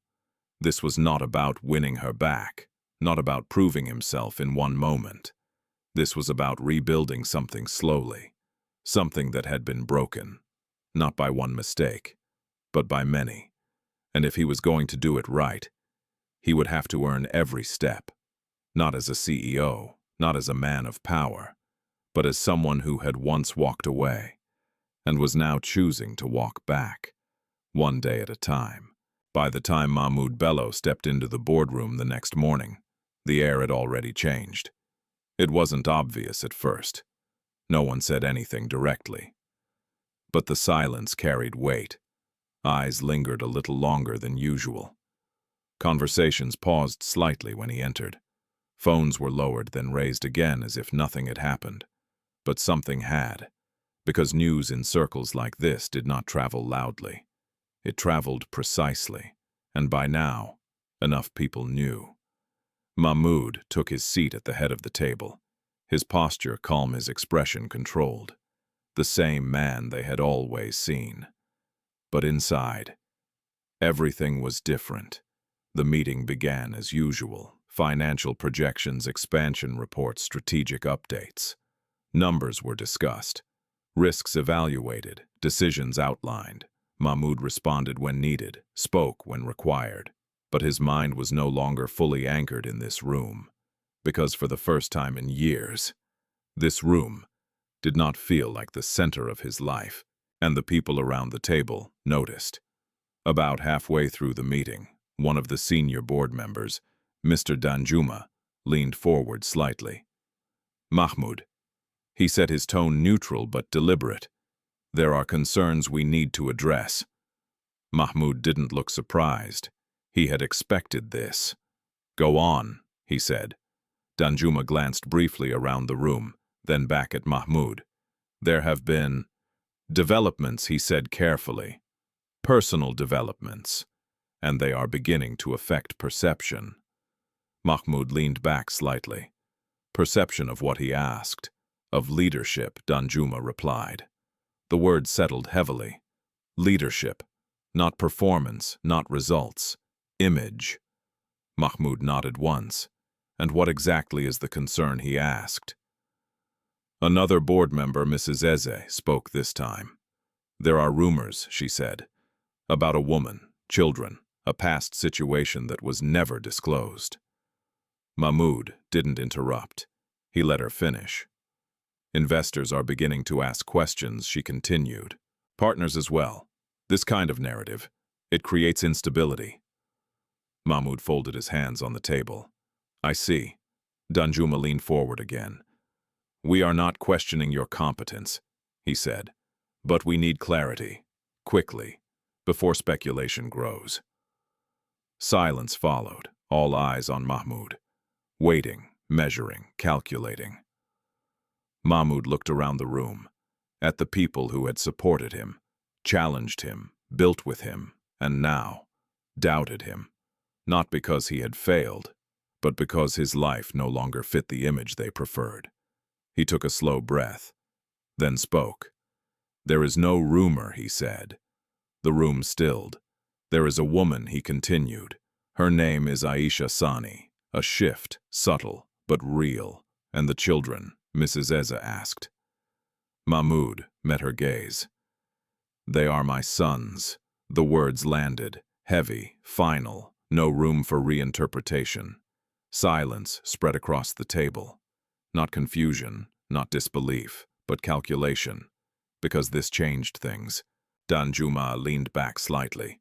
"You understand the implications of this?" he asked. Mahmoud nodded. "Yes. And you are choosing to confirm it publicly," another member added. Mahmoud didn't hesitate. "Yes." A pause. "Then this is not advisable," Danjuma said. Mahmoud looked at him. "Why?" Danjuma frowned slightly. "Because it introduces instability," he replied. "Questions about judgment, about transparency, about priorities." Mahmoud considered that, then nodded slowly. "You're right," he said. The room shifted again. They hadn't expected agreement. "But let me ask you something," Mahmoud continued. He leaned forward slightly now. "When I built this company, what did you value most?" Danjuma hesitated. "Results," he said. Mahmoud nodded. "And have those changed?" "No." "Has my ability to lead changed?"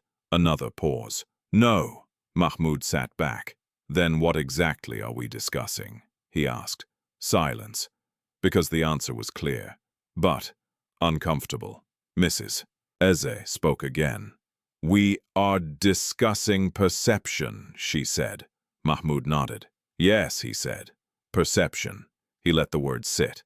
"Then for years I have built a perception that made all of you comfortable," he said. "A version of myself that fit this room." No one interrupted. Now he continued. "You are seeing a part of my life that does not fit that version, and suddenly everything feels uncertain." Danjuma leaned forward slightly. "It's not that simple." Mahmoud met his gaze. "It is that simple."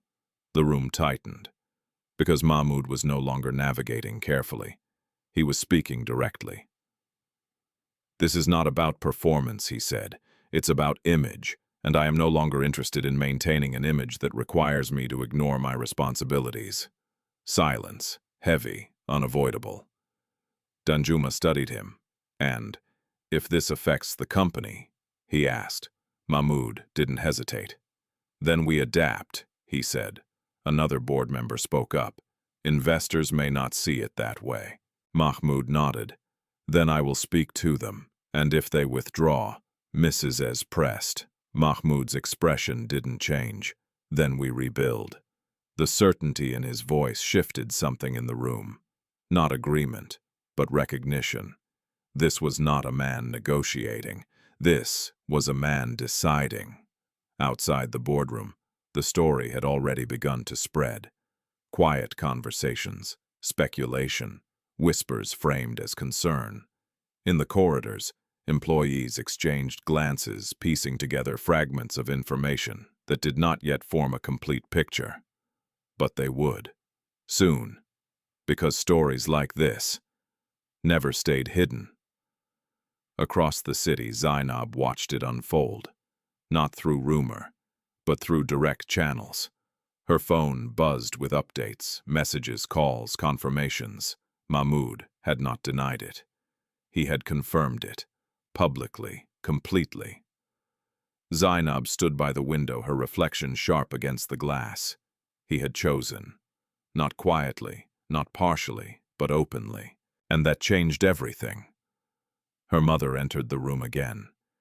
"He has made his move," she said. Zainab didn't turn. "Yes, and you," her mother asked. Zainab's gaze remained fixed on the city. "I will make mine." Her voice was calm, controlled, but beneath it, something had shifted. This was no longer about uncertainty. It was about response. Back at the hospital, Mahmoud returned late in the day. Aisha looked up as he entered. "You were gone," she said. Mahmoud nodded. "I had to take care of something." Aisha studied him briefly, then nodded.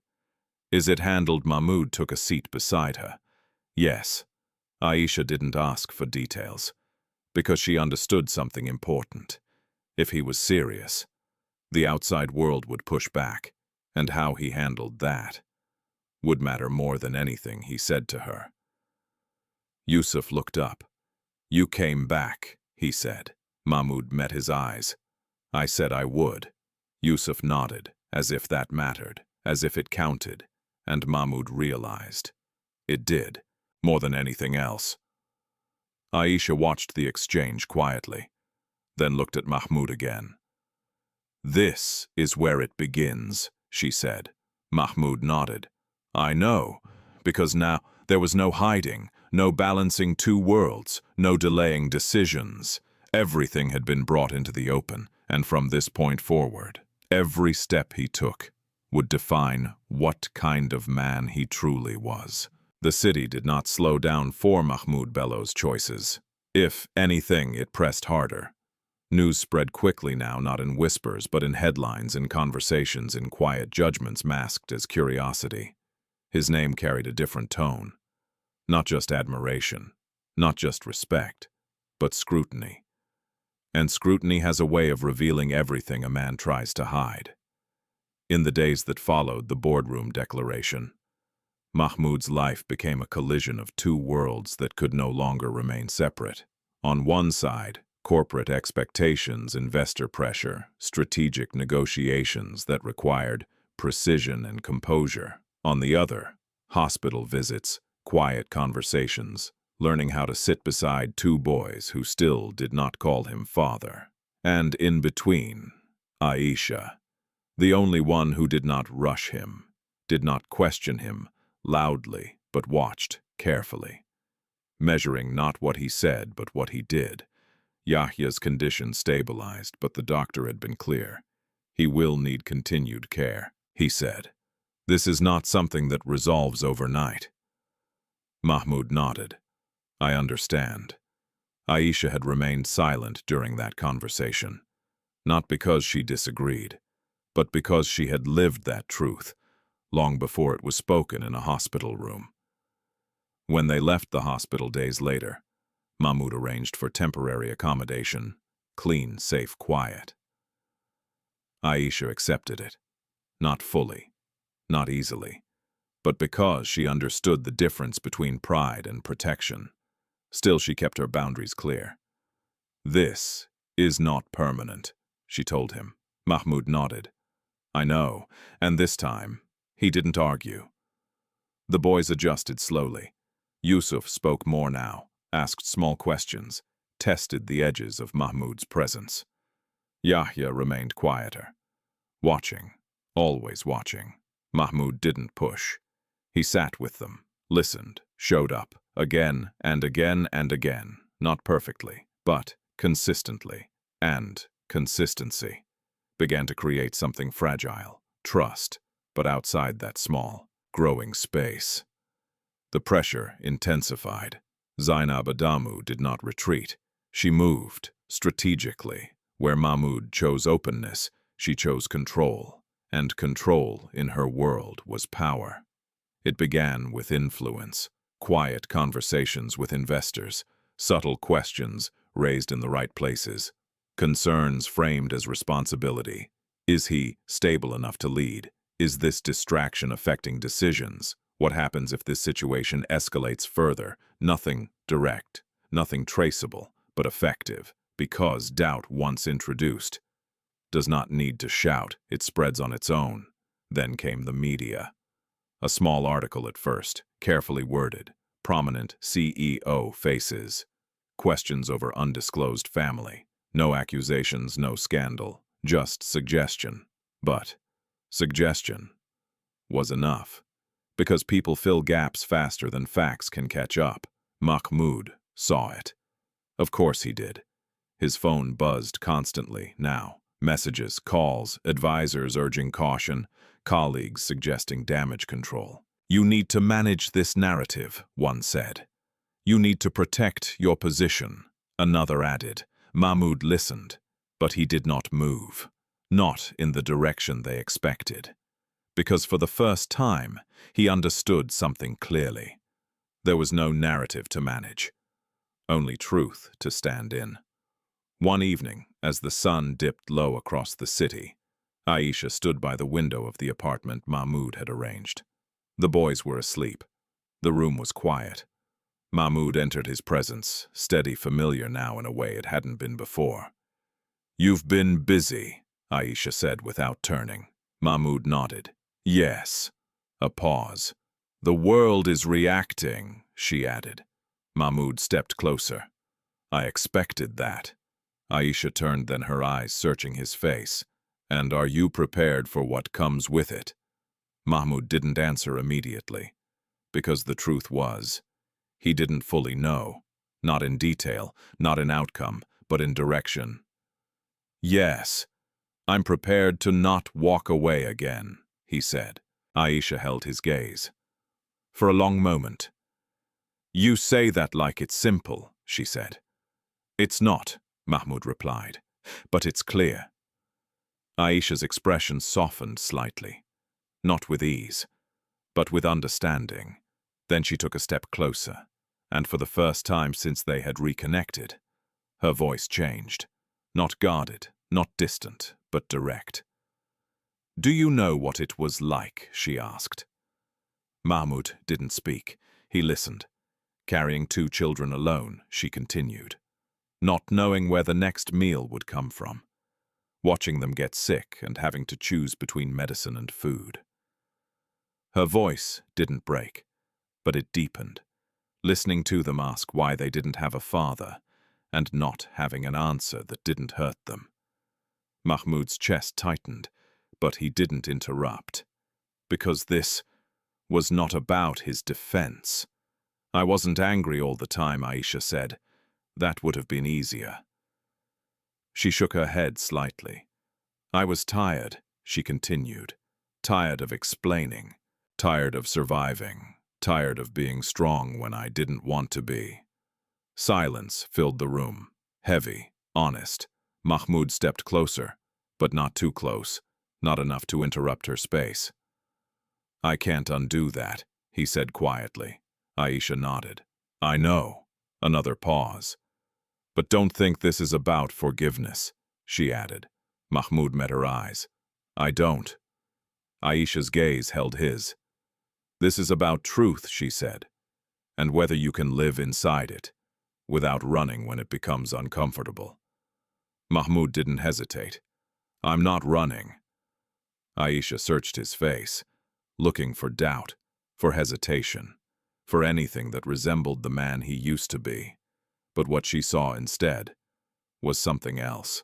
Not certainty, not perfection, but effort. Real, present, unavoidable. She nodded slowly. "Then this is your test," she said. Mahmoud exhaled. "I know, because now it was no longer about proving himself to the world, or to her, or even to the boys. It was about proving something to himself, that he was no longer the man who walked away. The next morning, the pressure reached its peak. A major investor requested a direct meeting. Urgent, private, critical. Mahmoud entered the room, knowing what was coming. "This situation is affecting confidence," the investor said plainly. "We need assurance," Mahmoud nodded. "You have it. Then make a statement," the man continued. "Distance yourself. Clarify that this does not interfere with your leadership." Mahmoud leaned back slightly. "And if it does," the investor frowned, "then you need to reconsider your priorities." Silence. Mahmoud looked at him. Calm, steady. "I already have," he said. The answer was enough, because some decisions do not need explanation. Back at the apartment, Yusuf stood near the door when Mahmoud returned. "You came back again," he said. Mahmoud smiled slightly. "Yes." Yusuf hesitated, then asked, "Are you staying?" Mahmoud paused, then nodded. "Yes." Yusuf studied him, then quietly. "Okay." It was a small word, but it carried something new, something growing, and Mahmoud understood. This was where everything mattered most. Not in boardrooms, not in headlines, but here. In moments that could not be forced, only earned, and for the first time, he was willing to earn them, no matter the cost. The morning Mahmoud Bello made his final decision did not begin with certainty. It began with silence. Not the kind he used to hide behind, but the kind that comes when a man stands at the edge of everything he has built and realizes that what lies ahead will cost him more than what lies behind. He stood by the window of his office, the city stretching endlessly beneath him, the same skyline that once represented everything he had worked for. Power, respect, security. Now it looked different, not because it had changed, but because he had. Behind him, the boardroom sat empty. The meeting had ended minutes ago, but the weight of it still lingered in the air. "You need to step down temporarily," Danjuma had said, his tone measured but firm. "At least until this situation stabilizes. It's the safest option," Mrs. Ez added. "For the company." Mahmoud had listened, he had considered, and then he had refused. Not loudly, not emotionally, but clearly. "I will not step down," he said. The words had settled into the room, like something immovable. This company was built on decisions, he continued. Difficult ones, necessary ones, and I will not start making easier choices now, just because they are more comfortable." The silence that followed had been heavy, not because they didn't understand, but because they did, and they knew what it meant. Pressure, resistance, possibly loss. Mahmoud had accepted all of it, because for the first time, he was not protecting his position, he was protecting his truth. Across the city, Zainab Adamu sat in a private lounge, her posture as composed as ever, but her mind sharper than it had been in days. She had made her own decision. Not to fight, not to plead, but to withdraw, strategically, cleanly, because Zainab understood something many did not. There are battles that damage more than they win. And Mahmoud was no longer aligned with the future she had planned. Her phone buzzed. She glanced at the message. A simple confirmation. The engagement announcement had been quietly removed from several public channels. No explanation, no drama, just absence. Zainab exhaled slowly, then stood.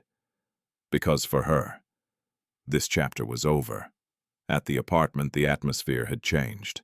Not dramatically, but noticeably. Yusuf and Yahya moved more freely now, their laughter beginning to return in small bursts, their conversations less guarded. Mahmoud sat with them more often, not as a visitor, but as someone learning the rhythm of their world. It wasn't easy. There were moments of awkwardness, moments where silence stretched too long, moments where he didn't know what to say. But he stayed, and staying began to matter. That evening, Aisha stood in the kitchen area preparing a simple meal. Mahmoud leaned against the doorway watching quietly. "You don't have to do that," he said. Aisha didn't look up. "I know." Mahmoud stepped closer. "Then why do you?" Aisha paused briefly, then continued. "Because it reminds me that I still can." The answer was simple, but it carried years inside it. Mahmoud nodded slowly. He understood. Not fully, but enough. "Aisha," he said after a moment. She turned slightly. "Yes." Mahmoud took a breath. "I ended the engagement." Aisha's expression didn't change immediately. She absorbed the words, then nodded once. "Okay." No surprise. No reaction, just acknowledgement. Mahmoud watched her. "That's all he asked." Aisha met his gaze. "What did you expect?" Mahmoud hesitated. "I don't know." Aisha softened slightly. "This was never about her," she said.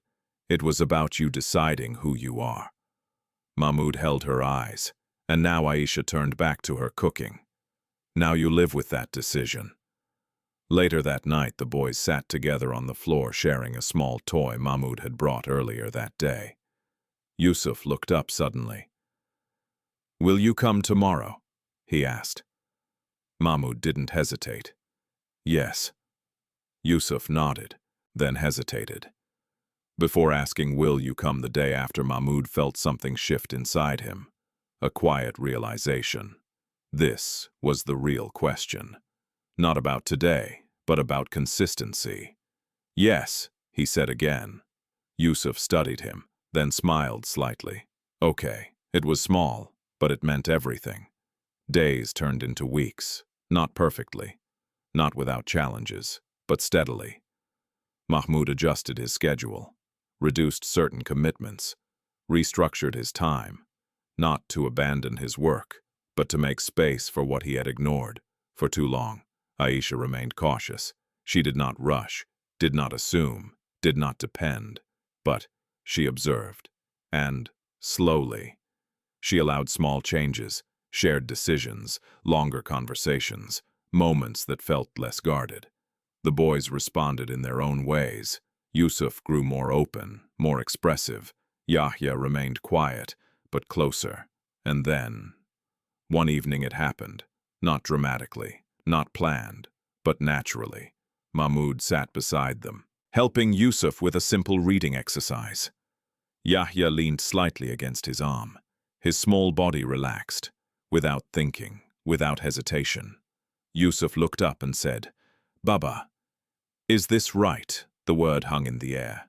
Soft, uncertain, but real. Mahmoud froze, not outwardly, but inside, because this was not something he had asked for, not something he had expected so soon. He looked at Yusuf, then at Yahya, then back again, and in that moment, everything he had lost, everything he had missed, everything he had feared, might never come back, shifted, just slightly. "Yes," he said quietly. "It's right." Yusuf smiled and continued reading, as if nothing extraordinary had happened. But Mahmoud knew. Everything had. That night Aisha stood by the window again. Mahmoud joined her. Neither spoke for a while. "Then you heard it," she said. Mahmoud nodded. "Yes." Aisha looked at him. "He didn't say it because you deserve it," she said. "He said it because he feels safe enough to try." Mahmoud absorbed that. Carefully. "I understand," he said. Aisha nodded. "Good." A pause. "Then this is where it matters most," she added. "Not the word, but what you do after it." Mahmoud looked at her. "I won't fail them again." Aisha held his gaze. Then slowly, "We'll see." But this time, there was something different in her voice. Not distance, not doubt, but possibility. And sometimes, that is where healing begins. Not in certainty, but in the space where something broken is finally allowed to become whole again. Life does not always give us the chance to go back and correct our mistakes. Some choices leave scars that time cannot erase, and some absences echo louder than presence ever could. But this story reminds us of something deeper, that while we cannot rewrite the past, we can choose how we face it. Mahmoud did not become a better man because he was successful. He became a better man the moment he stopped running from truth. And Aisha did not survive because life was kind to her. She survived because she refused to let hardship define her dignity. Real love is not proven in comfort. It is revealed in responsibility, in consistency, in showing up when it is no longer easy or convenient. If this story touched you, share your thoughts in the comments. Where are you watching from, and what part of this story stayed with you the most? Don't forget to like, share, and subscribe for more powerful stories of life, justice, and healing. Because sometimes, the most important journeys are the ones that lead us back to who we were meant to be.